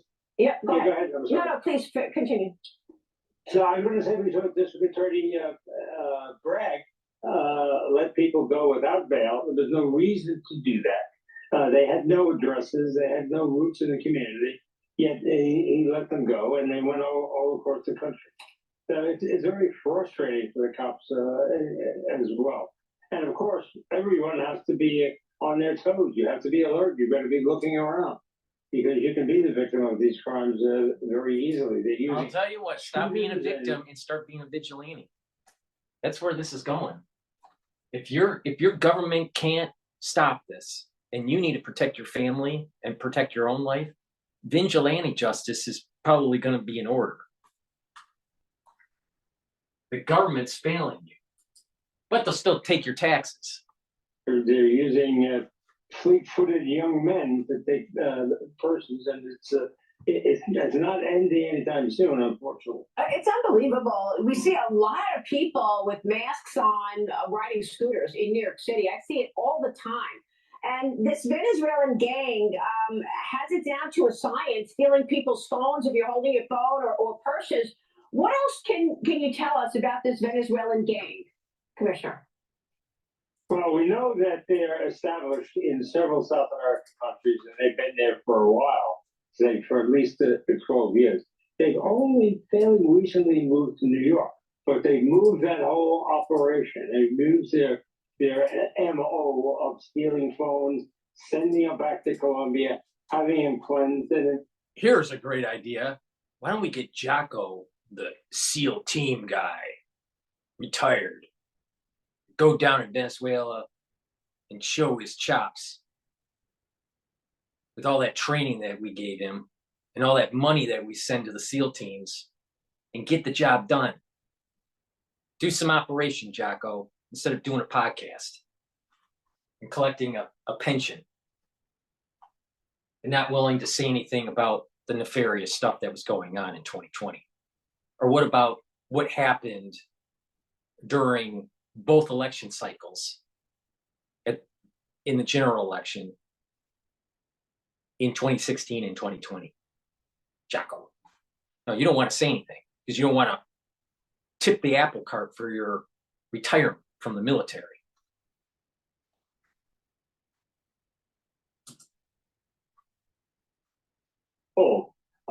They made a lot of money off of that through the years, and it looks like they're making money here in New York. Plus, they're stealing bags from women, riding on scooters that they'll pull up next to them, take the bag, take off, and they're gone in a flash. So those are the two kind of primary ways that they've been making money in the city. But they also are involved in human trafficking and drugs. So they're probably likely to expand than to curtail what they're doing now. So it's a real problem for the city and for the police department. And the NYPD is telling us, and the FBI is telling us to beware of these certain tattoos that these gang members have, indicating that they're part of the gang. Is there anything else that average citizens, Ray, should be doing? I'm telling you, vigilante justice in this case is justified, and you take them out, and you just leave them dead on the street corner. And because they only understand violence, you give them violence, and then they'll stop.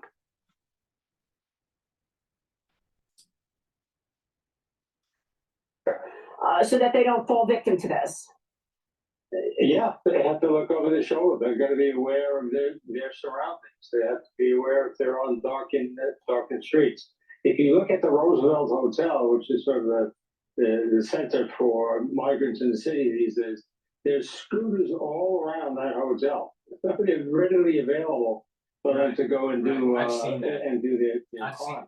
I've seen these scooters, and I did one video, and it was buried in what I don't know the episode. It was probably Graveyard Shift, one of the episodes in Graveyard Shift. And inside the video, I was mentioning how I was walking past the Roosevelt hotel, and there was all these scooters that I didn't understand why there were these scooters right in front of the hotel. Never seen it before, and that was where these immigrants were staying at the hotel.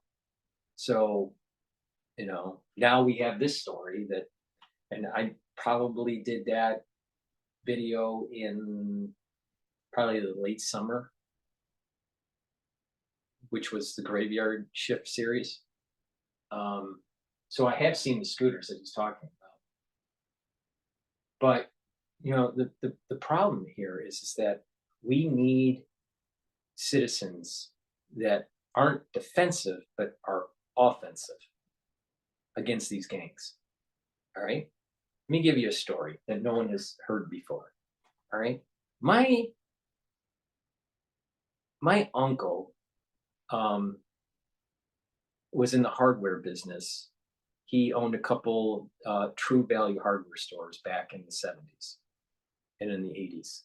He died young on a racquetball court with his best friend, who was a cardiologist. So he was my uncle was serving on the racquetball court, and his heart gave out, and he passed away. So he passed away at age 46. All right, and he was kind of like some relatives are like an anchor for the whole family. He was one of those kind of relatives.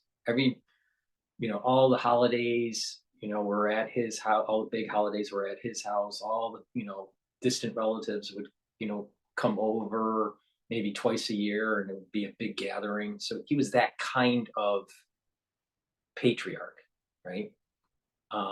When he died, then, there was kind of a fracturing of more of the distance relatives, and there wasn't really a gravitational force for some of these holidays. So everyone was kind of like with their own immediate family, right?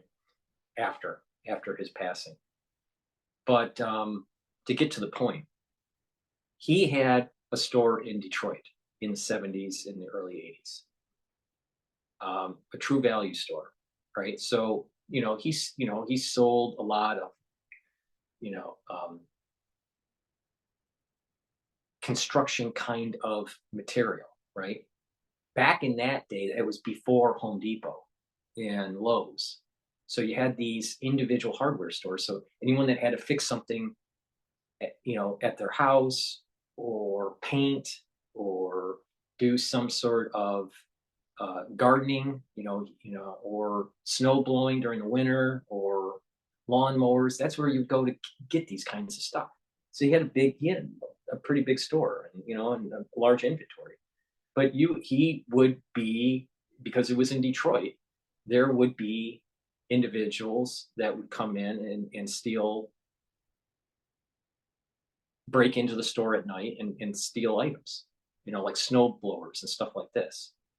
Well, and sometimes they would even steal during the day and raid the cash register. Back then it wasn't electronic. It was almost like key, and these old, for the ones that are my age and older, they know what I'm talking about. Just you hit a button up on the top, and then a little price tag would pop up, in the screen, like a glass screen. A little price tag would pop up, and the cost as you're adding the items, as you're tallying up the price of the items for that customer. And then you'd hit a button, and then the cash register would open up, and you'd pull out the cash, right? And the cash was held down with like a spring, a metal spring, right? But it would be easy to steal, right, from the cash register, especially right in the middle of giving money to a customer, closing out the order at the counter. So my other uncle, used to work for the uncle that owned the store, and the younger uncle used to be a football player. He was extremely muscular, and he was a big guy, all right. And he literally, when these things would happen, so a black guy would come in, try to steal from the cash register. He would be at the register, or because he had managerial duties for the store. He may be in that area. He would take a baseball bat and chase them down the street and beat them. That's how you handle theft in Detroit back in the 70s and the 80s. And that's where citizens need to start handling the problems that we're seeing in New York, in Chicago, in Los Angeles. Now, not everyone is an ex-football player, right? But the point here is, don't be defensive, be offensive. And when you beat the hell out of them with a baseball bat, they don't come back. But if you're timid, they'll continue doing it. Now, that's how Detroiters handle problems. And I think New Yorkers are, a bunch of wusses now. And they need to find ways where they stop the crime, because the police aren't stopping it. The mayor's not stopping it. The DA's not stopping it. The criminal justice system's not stopping it. So who's going to stop it? It's going to be the citizen. So that's how they handled it in the 70s and the 80s in Detroit. If you owned a store and you stole from it, you would be chased by a baseball bat by the owner.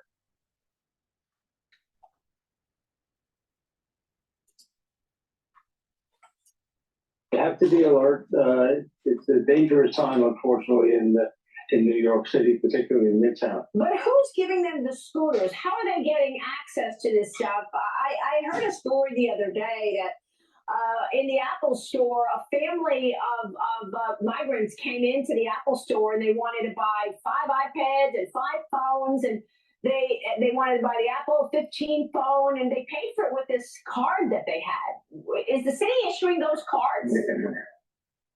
Well, they have some established people who are here. For instance, this Trende Apika, they've been here. They have sort of a core group of people here. But now the migrants came in large numbers, and they're using them. So they're not exactly newcomers. They've been here. They've been established. They've been established.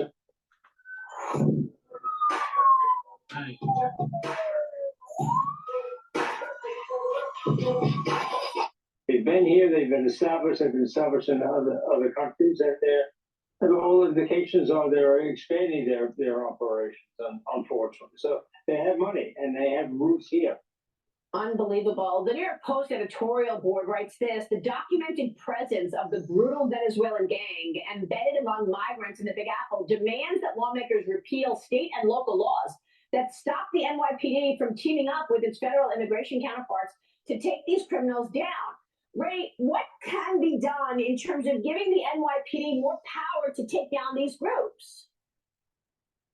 Exactly what said there. They join with ICE. ICE is a very powerful federal agency, but this is a sanctuary city. New York is, so they're not dealing with ICE. It's really cutting off your nose to spite your face. It makes no sense in doing those sorts of things. But the city government, we're a sanctuary city that doesn't have the money, and not only that, the crime is going up, and we're not willing to prosecute. And we're being taken over just like London. That mass immigration that happened in the UK, especially in London, and how London has been taken over. That's what's happening in New York. It's just the beginnings of it. Now, what are we going to do? Because unfortunately, a lot of people in New York are a bunch of pussies. It's not like flyover country. You got a lot of people that are timid. You got a lot of people that aren't willing to, do the right thing. They think they can, just maybe if they ignore it, they'll go away. It won't happen to them. It'll happen to the person behind them, maybe the person in front of them, but it didn't happen to them. Very egocentric. We need some people that have balls. Take a lesson from the 1970s and the 1980s and buy a baseball bat. Preferably a wooden baseball bat.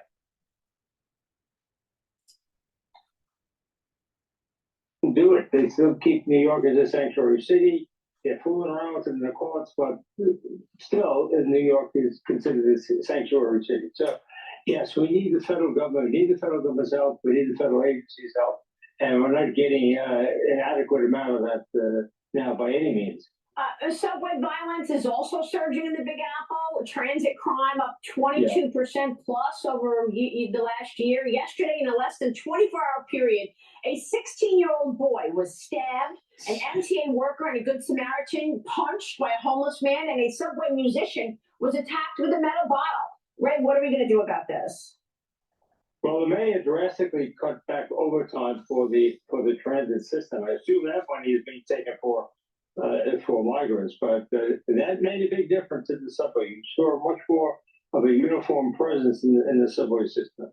That's pretty much ended. You know what? He's right about that. He's right about that. When you do take the MTA, you don't see the presence of police officers on the platform, or sometimes they'll get onto the train and go back and forth on these stops, maybe 2 or 3 stops, and then they'll rotate. So they kind of like have a little district or a little zone on the actual MTA that they and their partner they're usually in pairs. I don't normally see them not in pairs, but lately they're not around. So obviously there's some sort of budgetary cut that's going on. But, New York's going straight down. than it was. So we've got to free up that money, get those cops back in the subway. The subway is the lifeblood of New York City. If we don't have that, we're going to have very little. Commerce is going to really grind to a halt. So we got a lot of things coming together here in New York City that are problematic, no question about it. And much of it originates at the southern border, the wide open border. Absolutely. Yeah.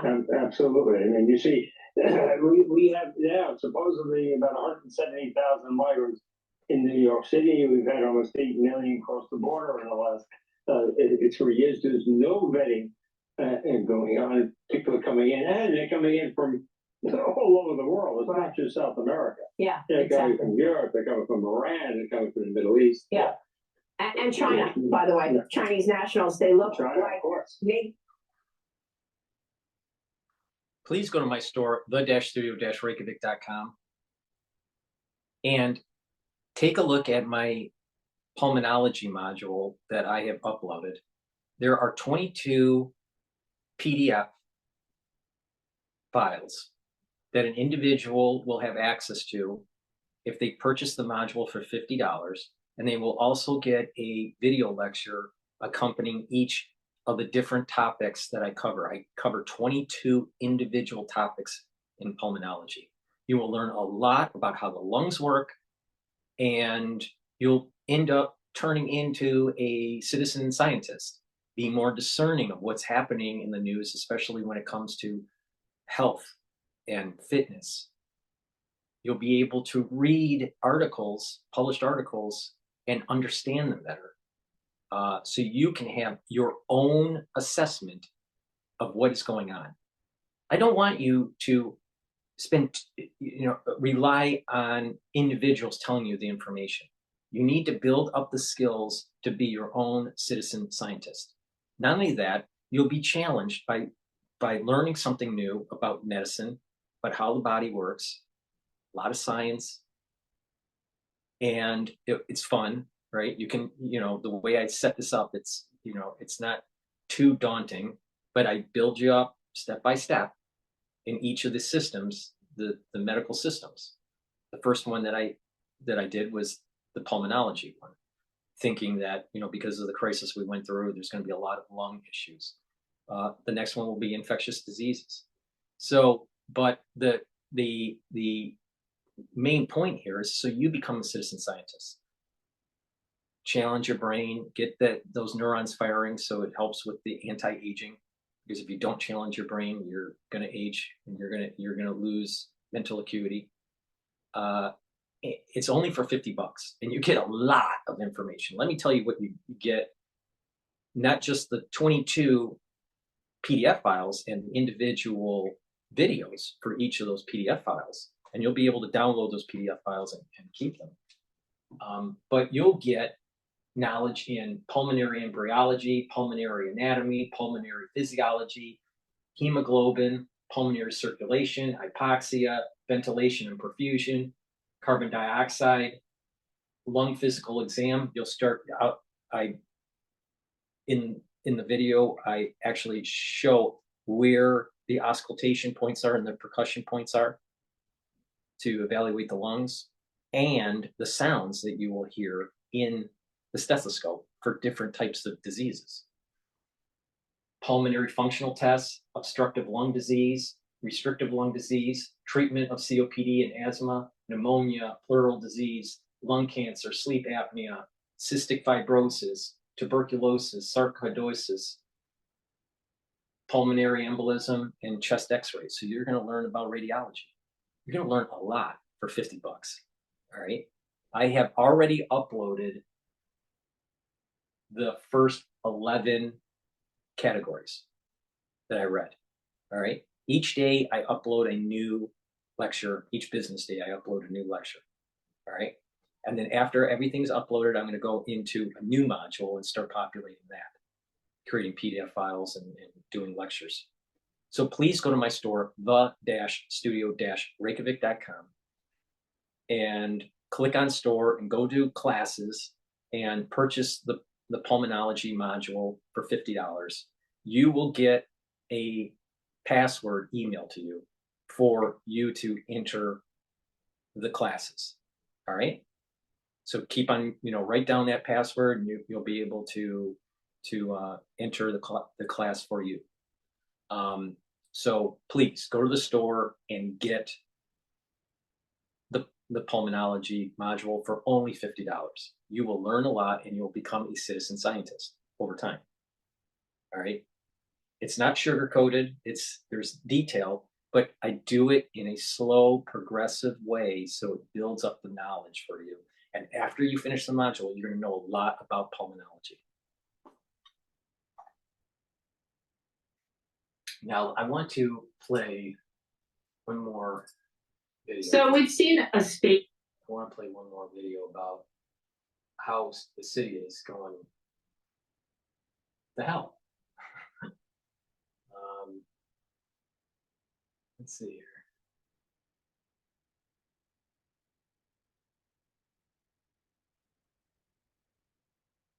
Actually, I want to diverge. I'm going to play CNN with this whole lawyer thing that's going on. Or maybe, no. Let's listen to the breaking news about the Russian opposition leader dying in prison. As Russia's leading opposition figure, Alexei Navalny piled pressure on the Kremlin and put a target on his back. Born in 1976 in what was then the Soviet Union, Navalny trained as a lawyer and rose to prominence as a political blogger. In 2011, he started the Anti-Corruption Foundation, which exposed the extravagant wealth of Russian officials, including President Vladimir Putin. The biggest thing that Putin is afraid of is public discontent in Russia, and that is why it's so afraid of opposition leaders. Navalny's and Putin's stars were intertwined. As Putin tightened his grip on power, Navalny became a leading figure in anti-government protests. We will force them to live by the law because we hold the power here, he shouted. He was arrested countless times and turned attacks to his advantage. In 2017, after announcing his intentions to run for president, Navalny was attacked with green dye twice. Maybe the Kremlin thinks that I will not record videos with a green face, he said, but now even more people will watch. In 2019, as Navalny's Anti-Corruption Foundation gained support nationally, police raided their offices and arrested several activists, including, of course, Navalny. But in 2020, his life was threatened like never before. On a plane traveling from Siberia to Moscow, Navalny became deathly ill. He fell into a coma and was put on a ventilator. While recovering in a German hospital, investigators revealed he had been poisoned with Novichok, a Soviet-era neurotoxin. Navalny blamed Putin for the attack, a claim the Kremlin denies. Miraculously, Navalny recovered and participated in the investigation into his own poisoning, documenting the whole thing on social media. Despite the threats against his life, in January 2021, Navalny and his wife Yulia voluntarily returned to Moscow, where he was immediately arrested, ostensibly for violating the terms of a 2014 embezzlement case. Once in jail, he was tried and sentenced to more than 9 years in a maximum security prison. Navalny said the charges were politically motivated. But even behind bars, he found ways to make his voice heard, using social media to protest the Ukraine war and needle those in power. His legacy is one of defiance, a constant thorn in the side of the Kremlin. Richard Engel, NBC News. Thanks for watching. Stay updated about there's a couple things that pop in mind when listening to that broadcast. One is the complexity of dealing with Putin. Now we know that Putin is ruthless, right? And he will eliminate his foes. And here's an example where you're using chemical weapons, this neurotoxin, right? That's targeted, by just touching the individual.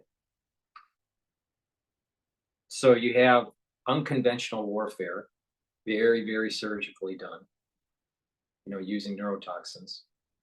You have someone in power, Putin, that will eliminate his rivals. But you also have on the other side of this equation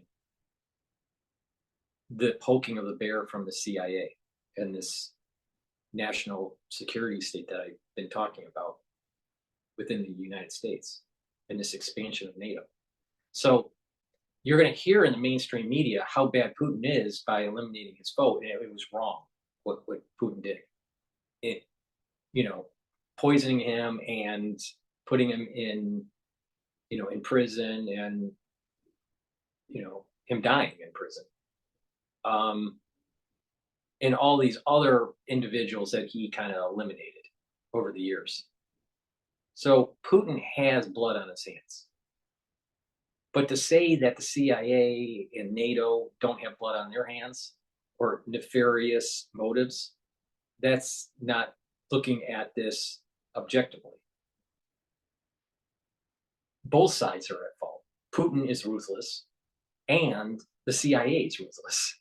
All right. So it's, picking one side in this conflict, it would be problematic.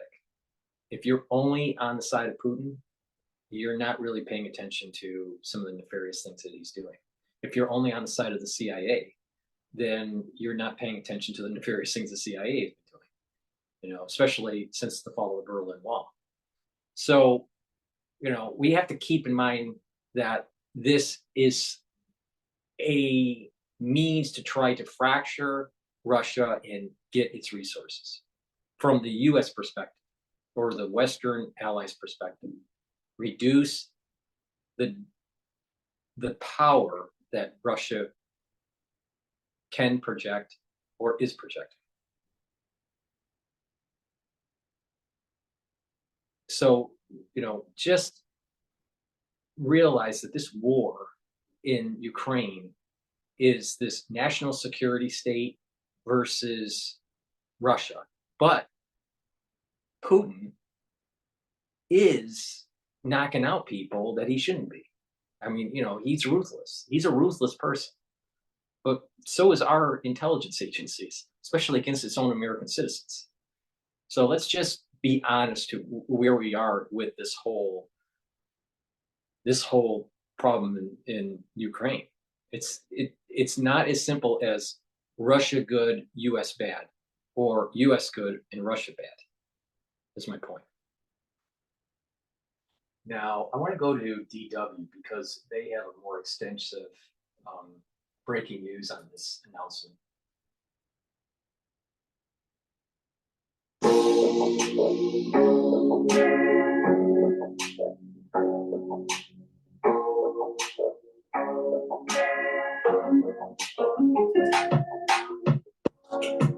We begin with breaking news from Russia. The prison agency there has just announced that imprisoned opposition leader Alexei Navalny has died.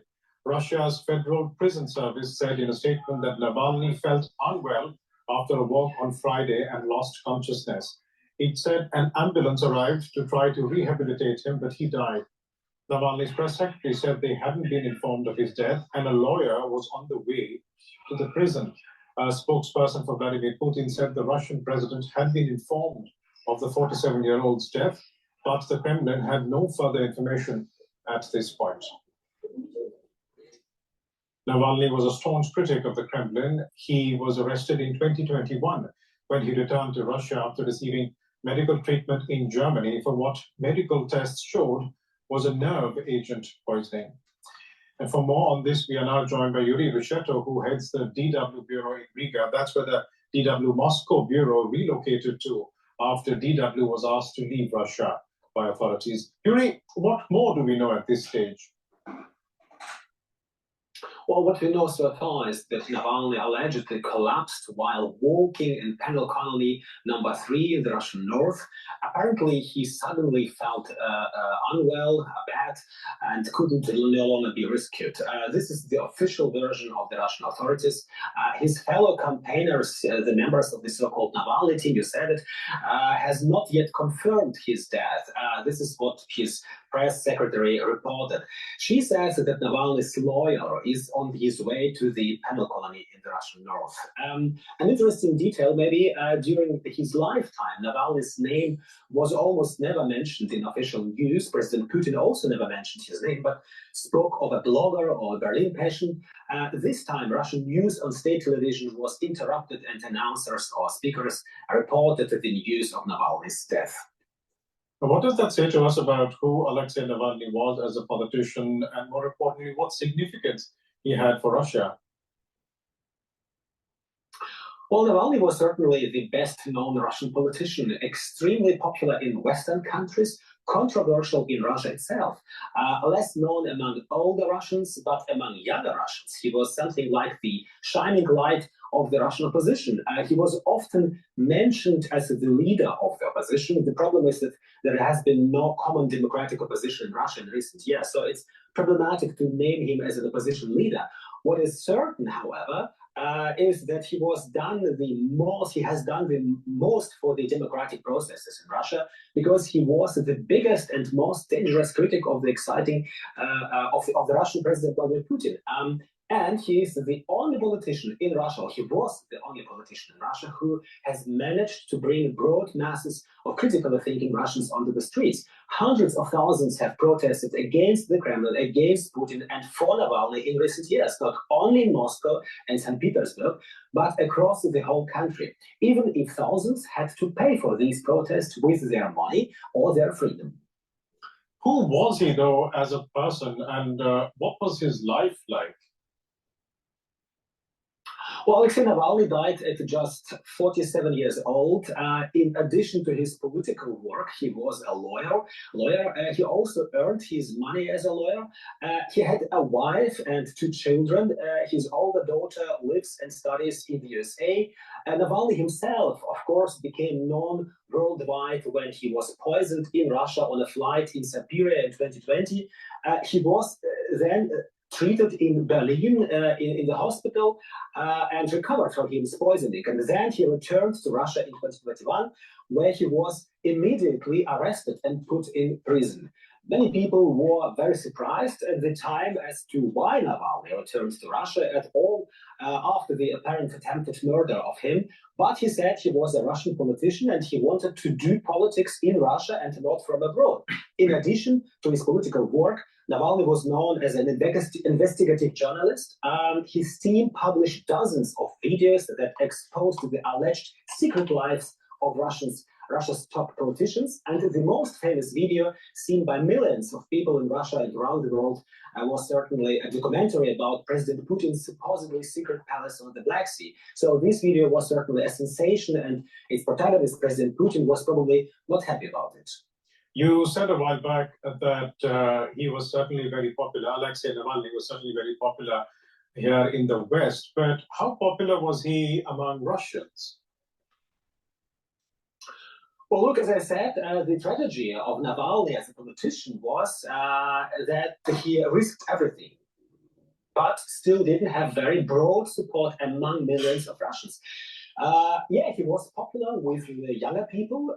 He used their language of communication, especially YouTube, internet, but he was less popular with the older population, and he wasn't even well known by some. This was also because Navalny was often seen as a protest politician, what he actually was.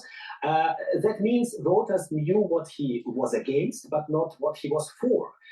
His return from Berlin after his recovery, after the treatment, was certainly, a very big topic, and he certainly won the eyes of many people as a brave man.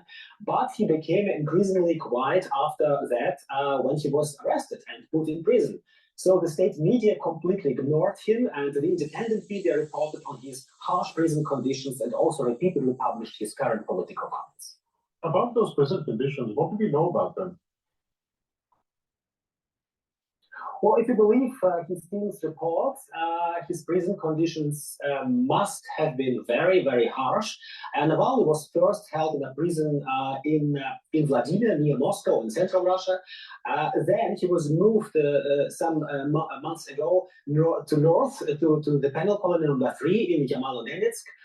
He is said to have been constantly punished and transferred to a punishment cell. The few photos or videos that appeared during his detention showed a very sick man, but still trying to smile and spread optimism. We'll leave it there for the time being. DW's Vika Bureau Chief Yuri Bitchute. Thanks so much for that context. And for more on this, let's talk to DW's Chief Political Editor, Michaela Kufner, who joined me now from the Munich Security Conference venue. Michaela, news of Alexei Navalny's death has trickled into the conference venue. What are some of the reactions you're hearing? Well, there is a real sense of shock here. We saw the opening of the Munich Security Conference actually start with Christoph Heusgen, the director of the MSC, mentioning that Alexei Navalny had died. He said only a few minutes ago, and saying that the thoughts of everybody were with his wife, who's also here in Munich, actually, and his children. I spoke to an analyst here who reads a lot into the timing of this death.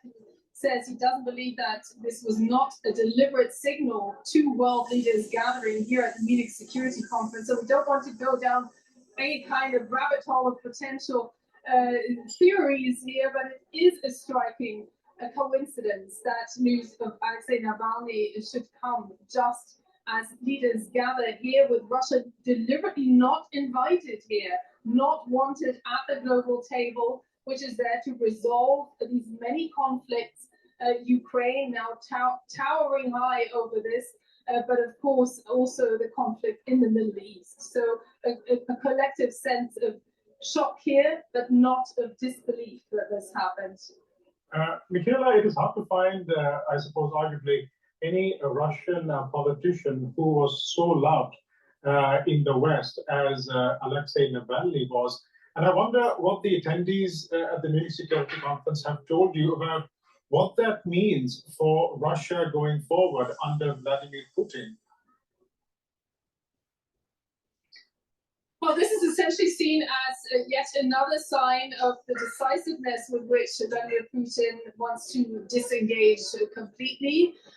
The German foreign minister actually in a tweet on X before she headed here, she's on her way here right now, said that Alexei Navalny epitomized the wish for a free and democratic Russia like few others, and that is the very reason why he died.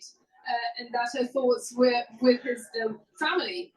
So clearly the message is being received here that this is Russia cutting yet more ties and letting any kind of illusion that there might be some goodwill or good faith on the Russian side evaporate.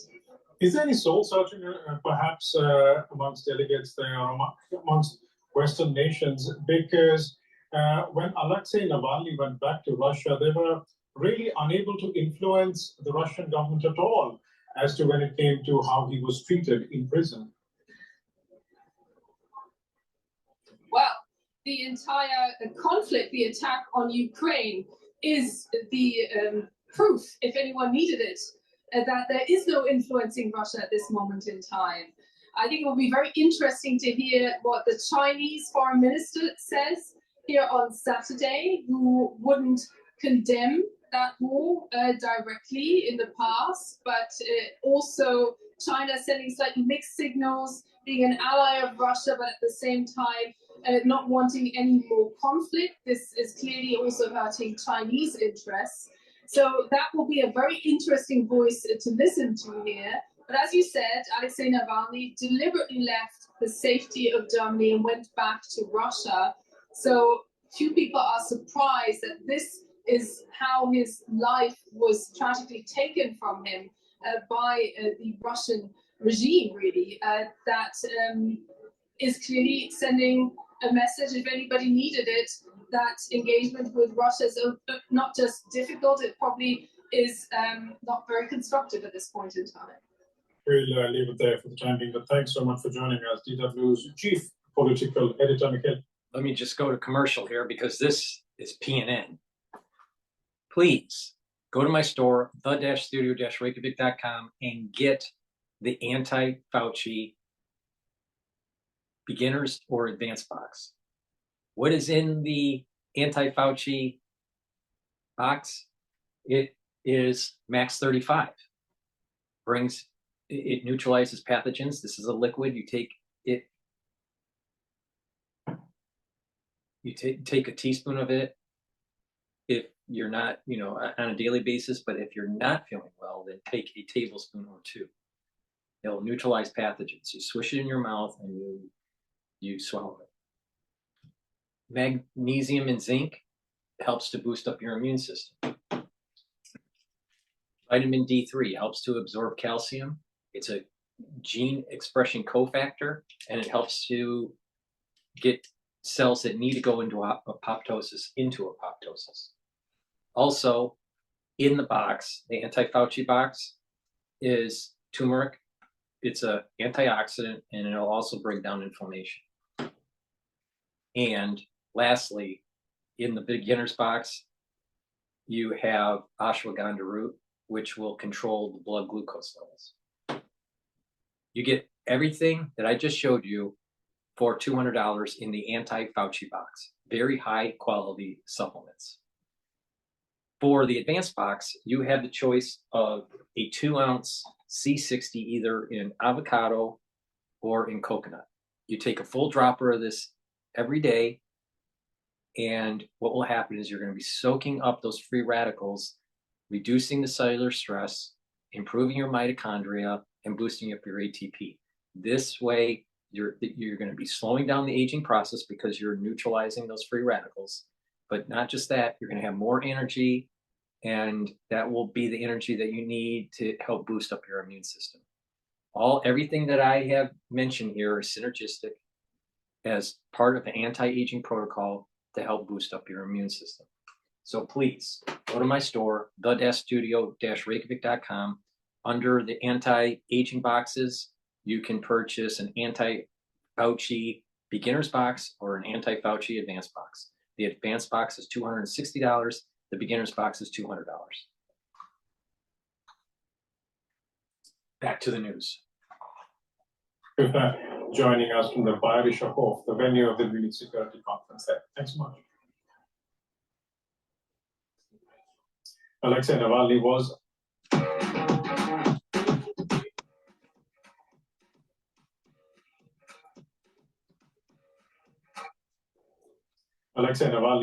the most prominent Russian opposition figure. Here's a closer look at his life and resistance to Putin's Russia.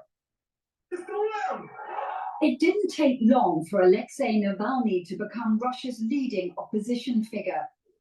But his high profile angered the state. The former lawyer was regularly arrested and jailed for his anti-corruption campaigns. He also faced numerous criminal probes, including embezzlement charges, which eventually led to a conviction. He and his supporters always maintained the charges were politically motivated. In 2013, Navalny ran in the Moscow mayoral election.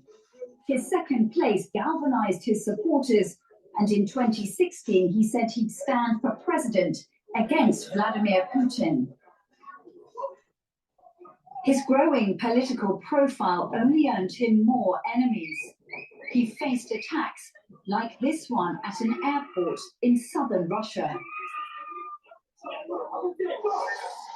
A year later, he was hospitalized after being hit with green chemical dye, leaving him almost blind in one eye. Navalny was barred from running against Putin in the 2018 election because of his embezzlement conviction.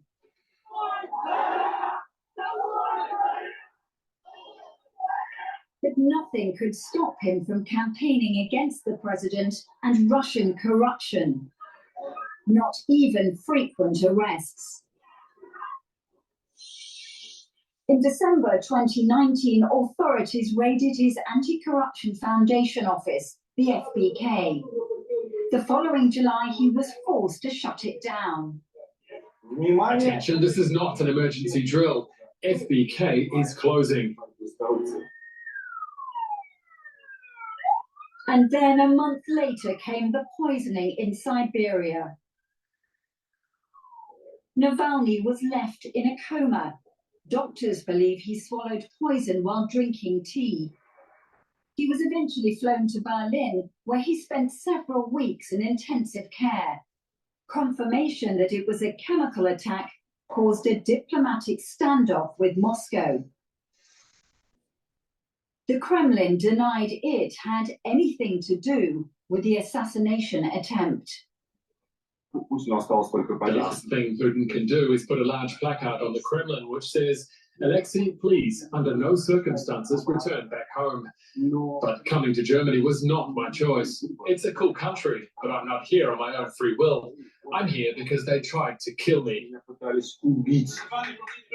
Despite the risks, in January 2021, Alexei Navalny flew back to Russia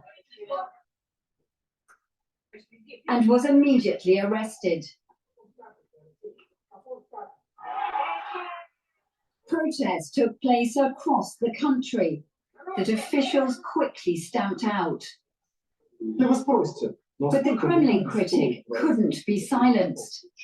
Within days of his arrest, his team released a pre-recorded video in which he claimed Putin owned a lavish secret palace worth billions, alleging it was all financed by taxpayers' money.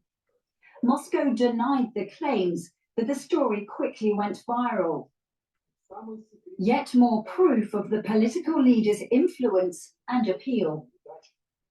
He continued to manage the opposition movement he founded from behind bars, resulting in ever longer jail terms. By August 2023, he'd been sentenced to more than 30 years. His supporters, convinced the Russian state had finally succeeded in silencing its most vocal critic.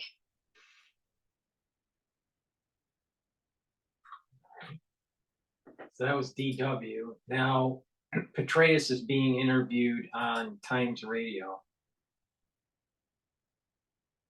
Hi, Mark Bargett, Sandy Hook Promise here. When the gunman shot his way into Sandy Hook Elementary School, a tragedy. The most courageous, most significant opponent to Vladimir Putin, a truly extraordinary figure in the Russian landscape. In a way, I'm surprised that he lived as long as he did. This is a country, as you know, where you don't go near open windows or umbrellas with tips on a sunny day. And again, I'm almost surprised that it took this long for him to meet this tragic end. Just bringing you some breaking news out of Russia. This is sure to be one of the day's biggest stories. Vladimir Putin's main opponent, the imprisoned dissident Alexei Navalny, has died. That's according to reports from the Russian prison service breaking this morning. He is the jail critic of President Vladimir Putin and the Russian opposition leader Alexei Navalny. In a statement published on its website, the Russian prison service said that Navalny had felt unwell after a walk on Friday and almost immediately lost consciousness. It said that medical staff had been called, but they were unable to resuscitate Navalny. The reason of death is still being established. There's no immediate confirmation of the 47-year-old's death by his supporters. Only last month, he was seen laughing and joking in court in an apparent show of defiance after being transferred to a prison camp in Russia's Arctic region. Now, allies of Navalny, who is Putin's biggest domestic critic, have been unable to locate him for almost 3 weeks in December after he'd been moved from the IK6 prison colony near Moscow to an even stricter penal facility called the Polar Wolf. Speaking via video link at his first official court hearing since his disappearance last month, he jokingly asked officials from the IK6 facility if he and other prison staff had held a party to celebrate his departure from the Arctic. And the question was struck down by the judge. He replied, Okay, I'll rephrase it. Was it a party or a karaoke evening?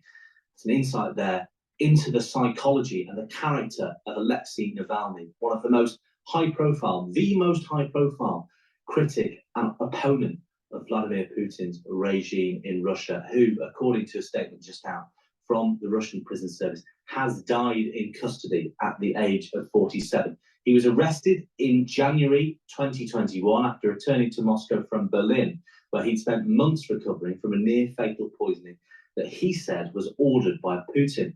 He is serving prison sentences, or was serving prison sentences, totaling more than 30 years on charges of fraud and extremism that he always said were trumped up by the Kremlin to prevent him from challenging Putin's long rule. That now seems to have been foreclosed by that breaking news that Alexei Navalny, the Putin opponent, the Russian opposition leader, one of the most high-profile voices dissenting against the Putin regime in Russia, has died in a penal colony in Russia's Arctic Circle. We'll bring you more on that breaking story as the show continues. We'll be hearing from the former director of the CIA, David Petraeus, in just a moment.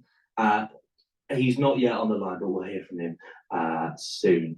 We've been hearing all from you recently this morning as well on today's breaking news at home about the by-elections. Loads and loads of people sharing the view of Tim Montgomery, who was my guest earlier, who, despite having worked with basically every Conservative leader since Margaret Thatcher and founding the website Conservative Home, he thinks the Conservative Party are basically done for at the next election. But one listener, Kevin on the text, calls him a pathetic defeatist. So there you go. There are still some people out there who believe the Conservative Party are still with a chance at the next election. Who knows what will happen? Voters are volatile. But let's return to that big breaking news this morning. The Russian opposition politician Alexei Navalny, a vocal critic of President Vladimir Putin, has died. That's according to the Russian prison service. We can go now to the former director of the CIA, David Petraeus. He's at the Munich Security Conference, and he joins me now. General Petraeus, the reaction, please, to the death of Navalny. A tragedy.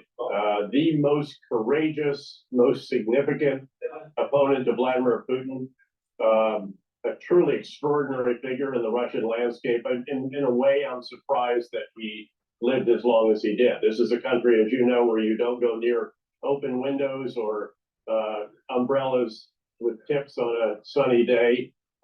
And again, I'm almost surprised that it took this long for him to meet this tragic end. But keep in mind that he returned to his country when he could have stayed in Europe.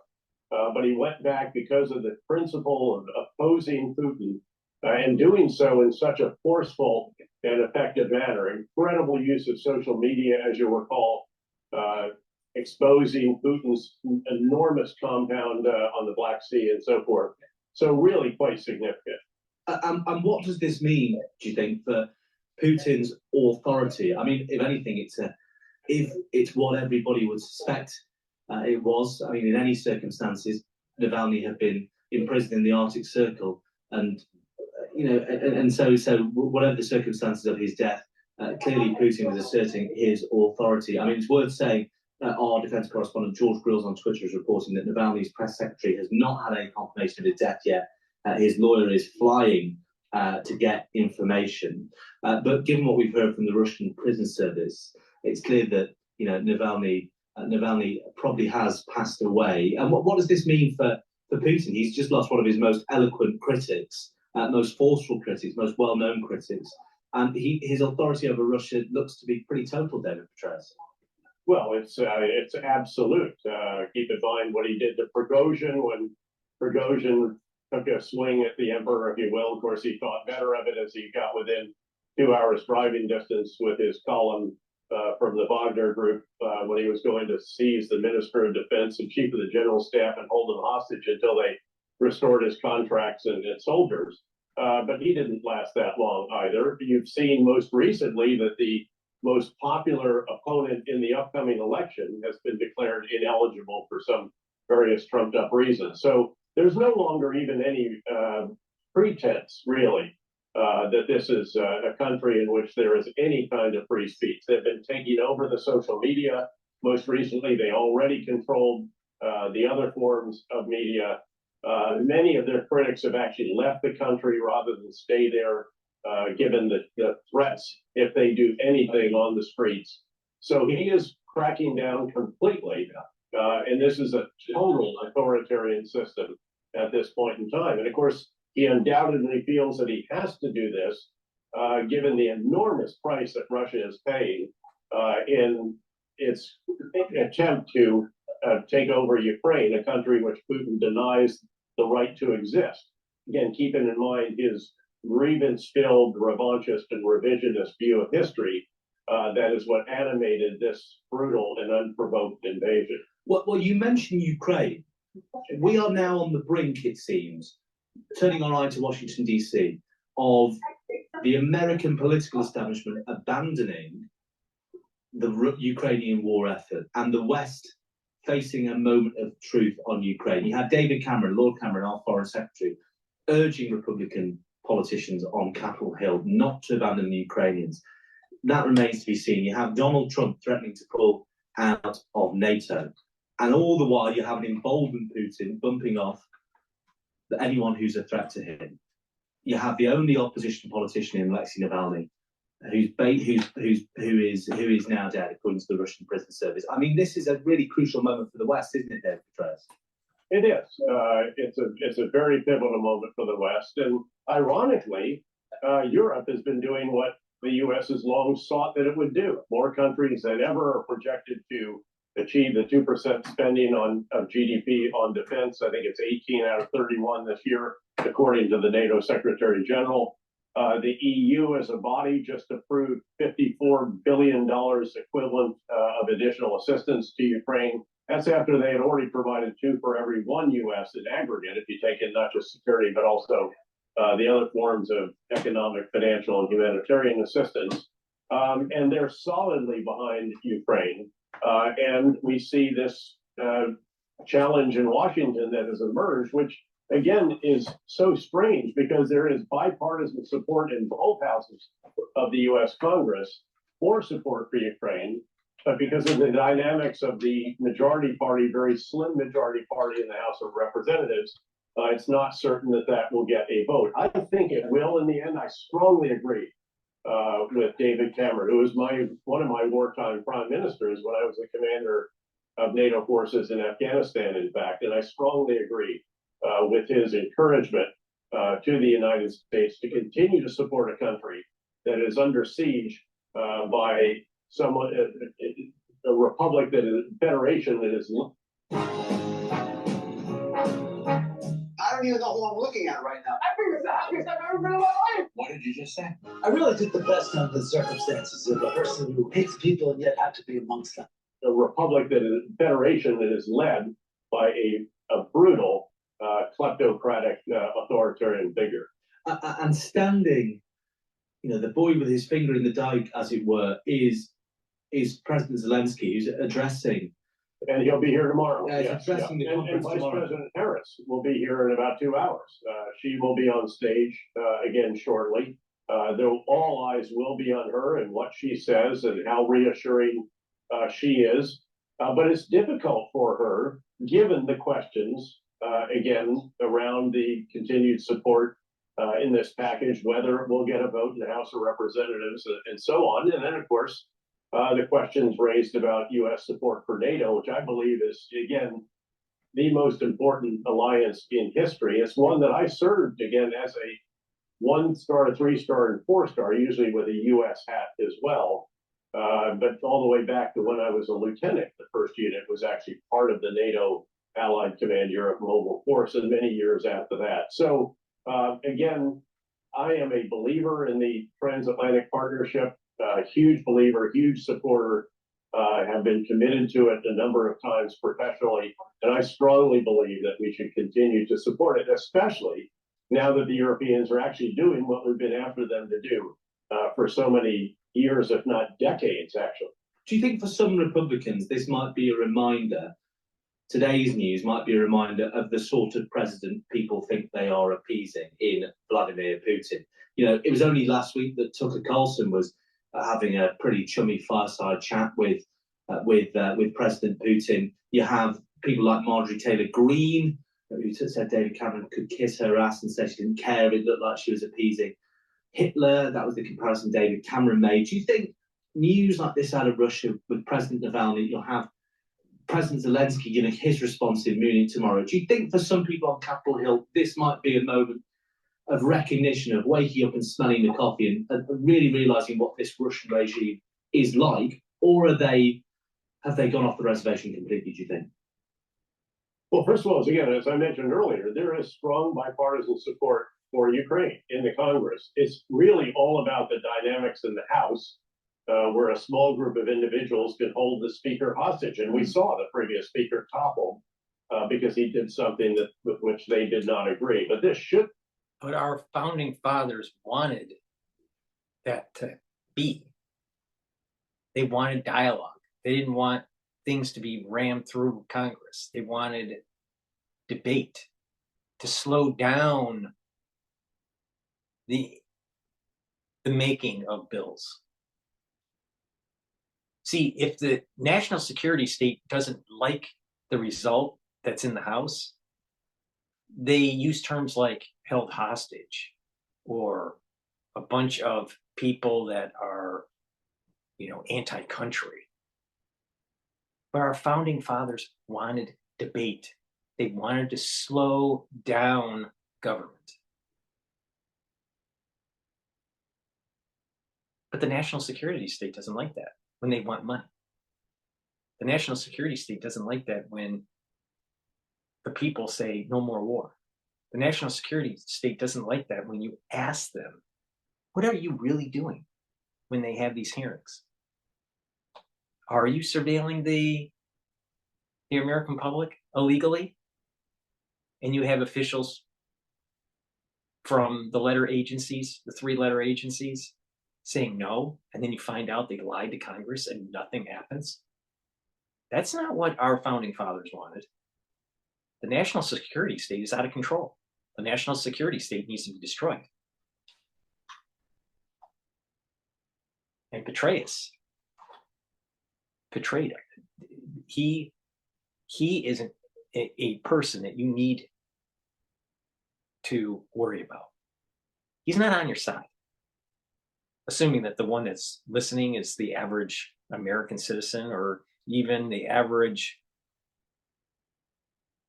world citizen, all right? They're not on your side. And if you question their authority, if you question the national security state, they go after you. They try to suppress you. They try to clamp down on with the shadow banning, or they'll surveil you. Or if you're a journalist like Tucker, they'll threaten you.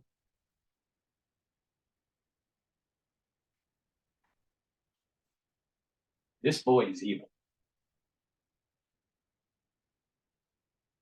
But so is Putin. Let's be fair. Putin's evil too. But Petraeus betrayed us. A very significant reminder of the kind of leader with whom we're dealing here, and a reminder that Russia, however diminished in certain ways, including because of its actions in this particular case against Ukraine, but also others over the years, is still a very formidable power, largest nuclear arsenal in the world. Yes, you can dismiss it as a gas station with guns or nukes, and there's truth to that. But it has lots of crude oil, natural gas, and coal that the rest of the world still is willing to buy, at least part of it. He's put his economy on a wartime footing to try to prevail in Ukraine, and we should recognize he won't stop in Ukraine.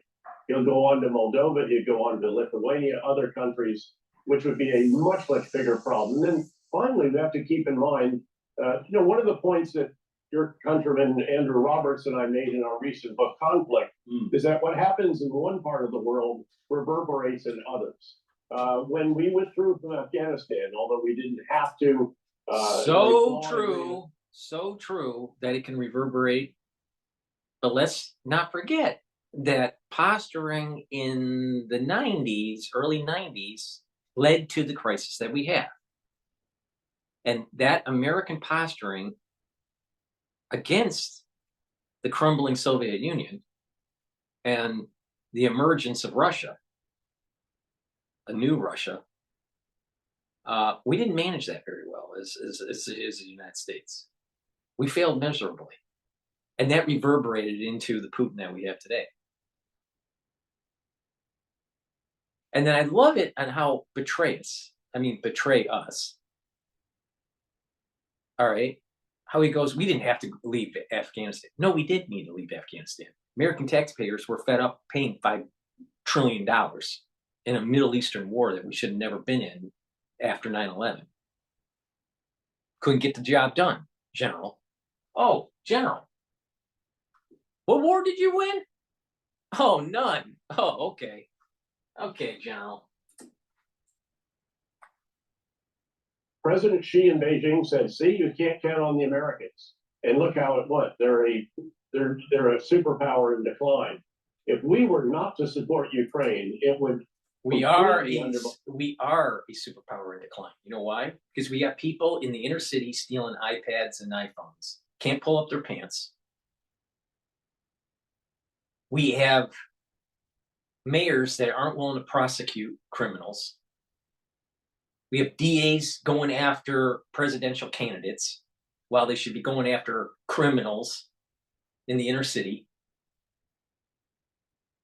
We have a national security state that is always a pig at the trough. And the U.S. taxpayer, think about it. Gen Xers have seen too much fucking war. The bulk of the Middle East was on the backs of Gen X. That is from 91 all the way to when we left Afghanistan. The majority of the haul of the servicemen were Gen Xers. We're fed up with it. Betray us. We didn't have to leave. You had an American public that didn't want to be there. Yeah, you had to leave. The way we left was poorly managed because we have a White House that is run by an idiot. Deterrence in the Indo-Pacific, which of course is the main theater of the world, one where the most important relationship of the world resides, that between the U.S., our Western allies and partners, and China.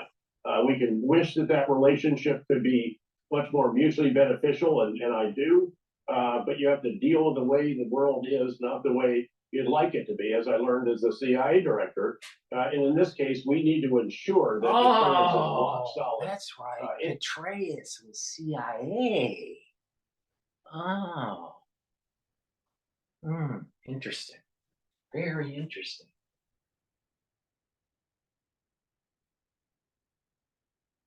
Don't trust the talking heads from the CIA. Don't trust them. They feel as though they're their own government. Right? Betray us.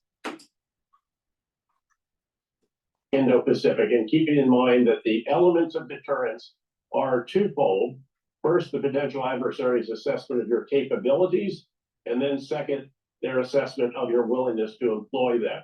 And not helping Ukraine after all that we've done for them so far, and all that they're doing against a very common enemy, a brutal common enemy, would seriously undermine that. Betrayus. Do you remember that coup in 2014 that the United States did in Ukraine? Betrayus? You do remember that, right?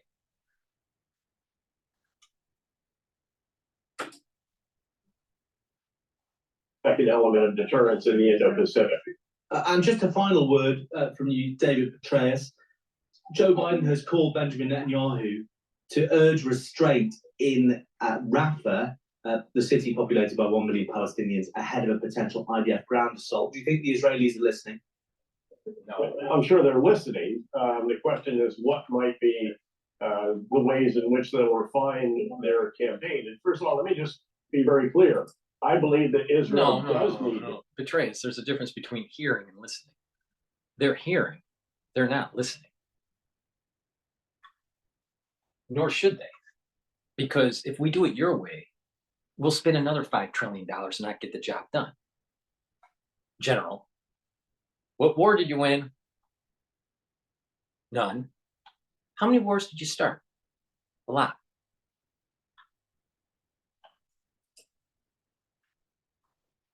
Destroy Hamas. I agree with that objective. They do have to dismantle the Hamas political wing. Obviously, they have to get their hostages back as well.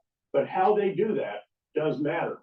Hearts and minds matter. They're going to end up owning Gaza by default for some transitional period at the very least.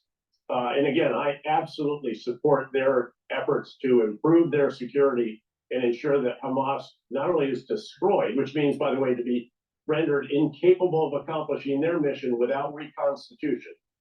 You've got to ensure that they cannot reconstitute as well. So again, this is very, very important that as they go forward, that they continue to refine the strategy, look at some of the operations we carried out during the surge in Iraq, for example, where we did clear hold and build operations, and again, taking care of the people and ensuring that they know that we want to provide a better life for them. I think it's crucially important that that be added to their objectives.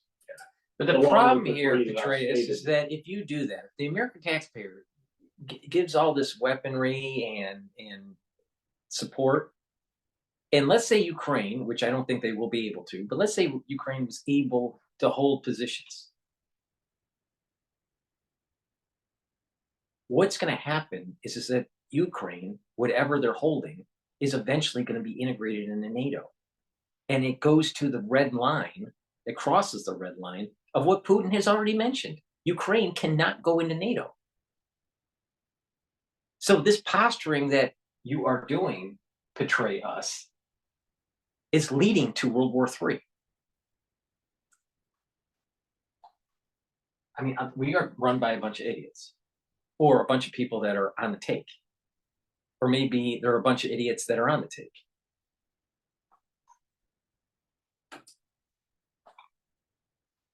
Destroy Hamas, dismantle the political wing, and recover their hostages. Well, David Petraeus, former director of the CIA.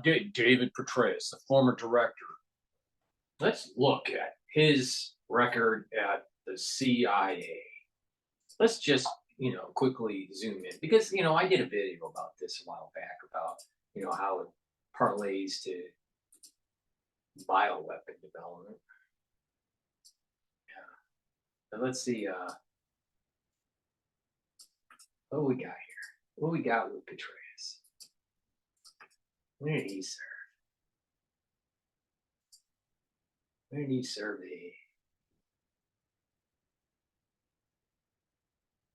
He served as director of CIA from September 6, 2011 until his resignation November 9th, 2012.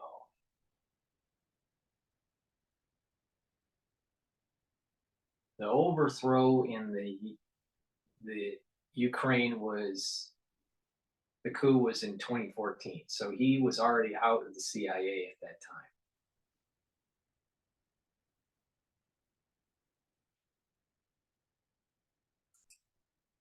Cold War mentality. Cold War mentality isn't going to help us.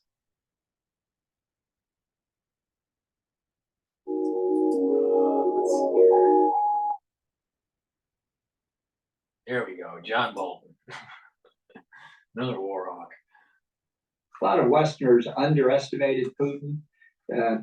I've known him for a long time. I think he's one of the most cold-blooded men I've ever met, and he'll do what's necessary to stay in power, and he's still in power. John Bolton, are you clear that the death of Alexei Navalny is a political assassination by Vladimir Putin? Well, I think it's very hard to believe that somehow this happened by natural causes or anything like that. They used to say during the Cold War, this is no coincidence, comrade. I think if this is borne out, Are you noticing a theme? I constantly hear these talking heads referring to Cold War tactics or Cold War phrases, Cold War mentality. Maybe that's the wrong mentality. Maybe we have too much Cold War.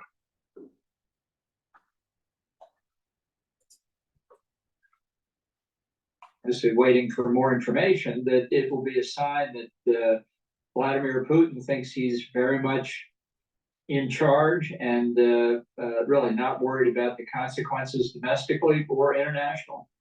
Well, let's talk about the consequences, because I mean, Putin has been condemned and sanctioned around the world, and yet he seems to be acting with impunity. How should the international community respond to this? Well, I think the best way would be, certainly in the case of the United States, to get over the disputes we're having over military assistance to Ukraine and get that resolved. But the fact is that Russia, in the past 2 years, since the second invasion of Ukraine, has unfortunately done a very good job of evading Western sanctions, which were not well designed, particularly on the sale of Russian oil and gas. And certainly not well enforced. And he's gotten assistance from what I think is a new axis that's been developed with China, with satellites like Iran and North Korea. So certainly things have not gone entirely well for Putin over the past 2 years, but he still controls double the territory he controlled before the invasion. And I'm very much afraid Western resolve is flagging. I'm sure there'll be expressions of outrage over Navalny's death. The real question is whether there'll be anything more than expressions. Right, so action is needed, and I suppose the best forum for that action is in the war in Ukraine. That's your suggestion, that really the US and its European allies need to redouble their efforts now to ensure that Ukraine wins that war. Well, it'd be nice in the case of the United States, I'll just confine myself to that for the moment, to say something other than we want to defeat Russia. That's not enough. Preventing Russia from winning is one way of saying it, but the real objective should be to repulse the invaders, going back not just to 2 years ago, but going back to 2014. If you don't believe that unprovoked aggression should be rewarded, then the party that commits the aggression has to pay a price for it. And right now, the price that Russia's paying is well within their means, and the war continues. What are the consequences then if the US? What about the consequences or the price that needs to be paid by a overreach of the national security state? Johnny. There needs to be consequences when the CIA is overthrowing governments. There needs to be consequences when we don't tell the American public that we have special forces in Ukraine helping the Ukrainian army target generals and helping them on the battlefield.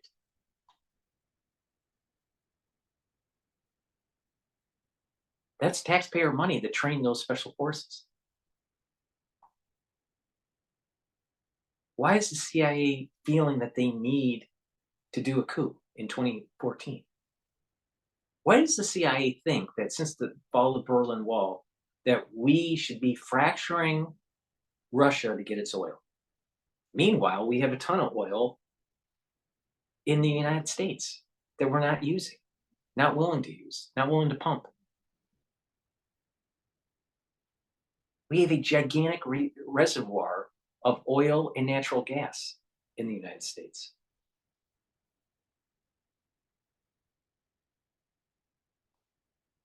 Why? And why isn't there a price to be paid for this overreach of the national security state?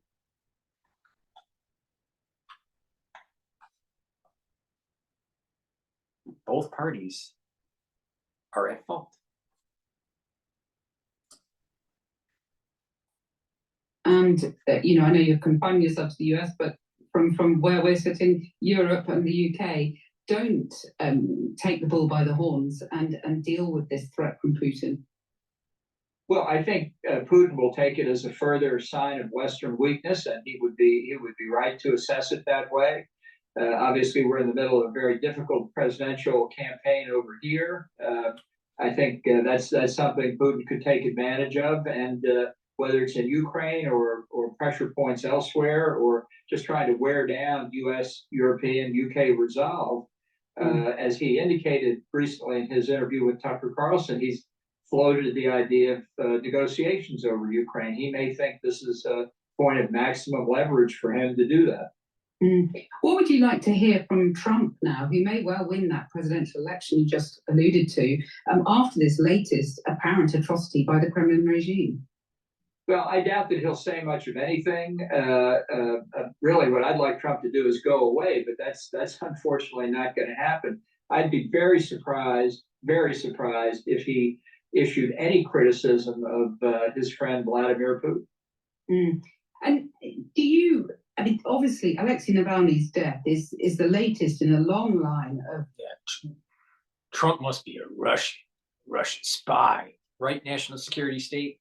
Oh, isn't there some documents proving that there was some operation that was going on with the Five Eyes that led to some sort of FBI investigation that was fraudulent, going against one of the candidates that happened to be for the Republican Party, and his name was Trump? No, let's not talk about that, Johnny. No. I'm going to go to commercial. Please go to my store, the-studio-reykjavik.com, and get the pulmonary module that I built up. You will learn pulmonology. There's 22 lectures. You get to download the PDFs for the slide deck for each of the lectures, and there is a video lecture accompanying each topic. So I go over the PowerPoints and explain the concept.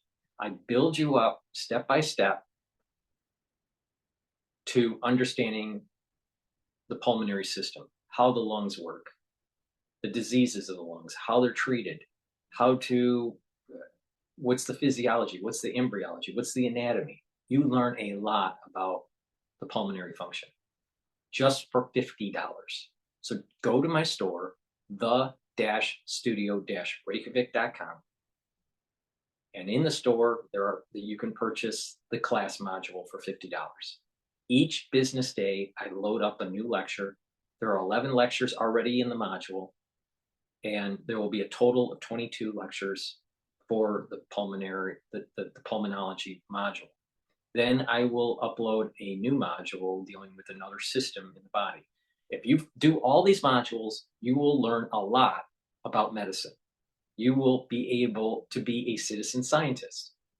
You'll be able to listen to the news and have your own opinion about what is going on and how it may affect your health.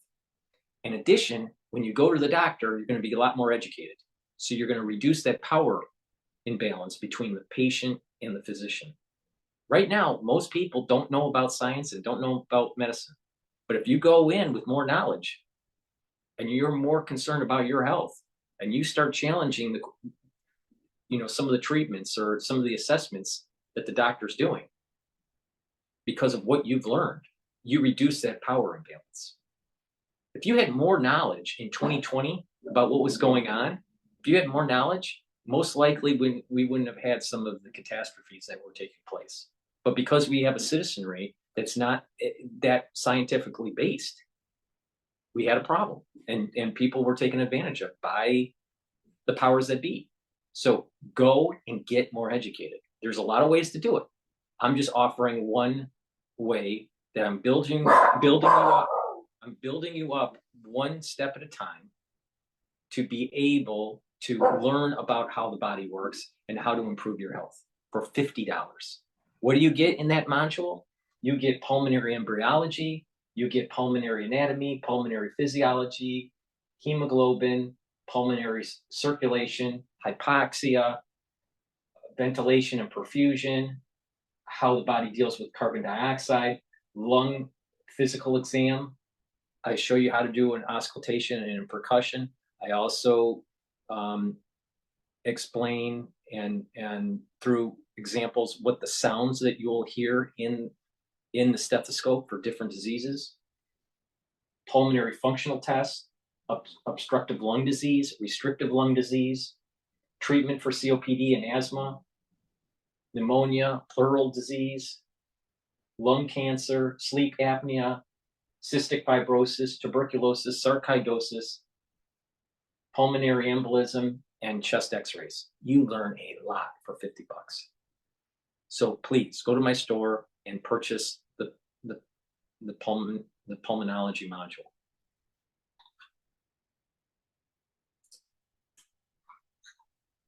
Critics of Putin have met an untimely end. Do you have any hope of someone who is capable of standing up to Putin and forging a future for Russia that is democratic?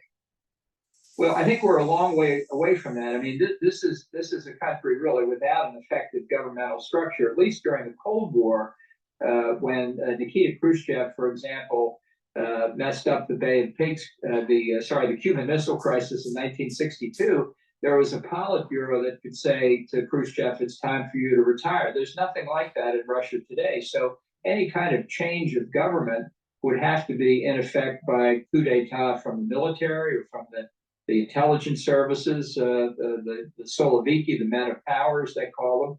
And that's not necessarily guaranteed to lead to a better ruler from the West point of view. It's a very dangerous time, especially as China increases its influence and control over Russia. And I just want...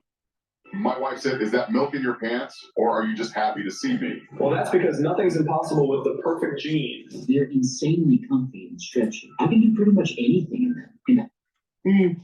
And I just wanted to get your reflections on Alexei Navalny and what he represented and how much of a threat he was to Putin.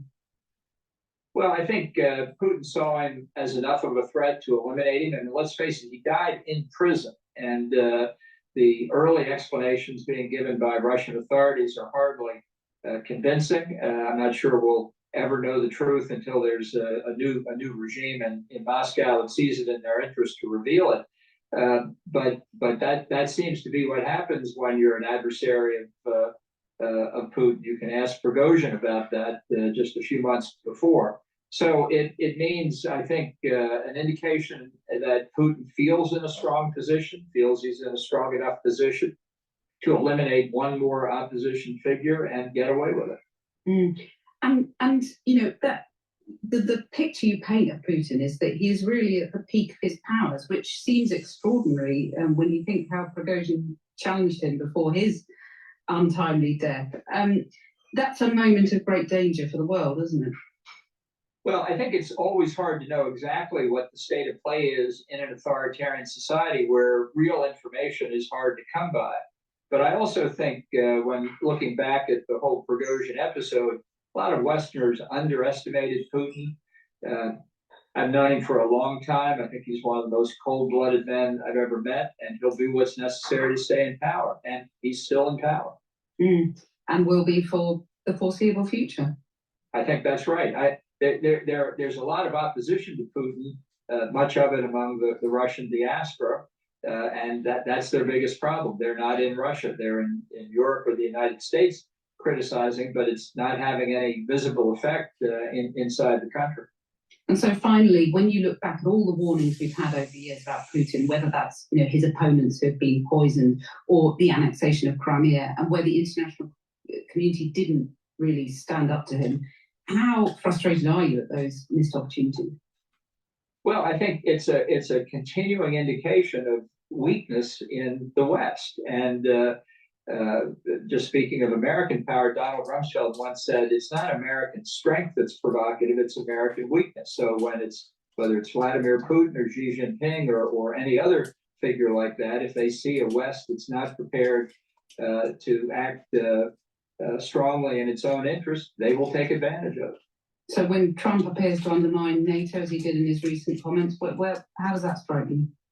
Well, I think it delighted Putin, and I think people should understand this threat of Trump withdrawing from NATO is very serious. Just within the past few days, Putin has basically said he would prefer to have Joe Biden reelected as president. That is a classic example of a Russian influence operation, because that's exactly the opposite of what Putin wants. Never-ending NATO. That's what they want. Please go to my store, get the anti-aging boxes that I have curated, especially the anti-Fauci beginner's box or the advanced box. The beginner's box you can get for $200, and the anti-Fauci advanced box is $260. The supplements that are in there will help to neutralize pathogens, bring down inflammation, and bring down free radicals. It'll help to boost up your immune system and slow down the aging process. All right? Do it every day, and you're going to see major benefits. So please go to the store and get those boxes. Or you can buy individual items. I sell a lot of supplements, very, very high quality supplements. So go to the store and get them individually. Please subscribe to all my channels. I have 3 channels on YouTube. I have also Bitchute, Brighteon, and Rumble. Please subscribe to all 6 channels because I'm heavily censored on YouTube. Please follow me on GETTR and on X. That way you get a notification when I do, when I'm posting something or posting a video. So you are more informed to get around the censorship. And for the domestic or international audience that would like to help support my news coverage, please go to my website, the-studio-reykjavik.com. Link is in the description of this video and all my videos. And on the home page, at the very bottom, there are 3 ways to donate. You can donate through Stripe, PayPal, or buy me a coffee. So that will help to support my work and continue on with PNN. So thank you for listening and have a nice day.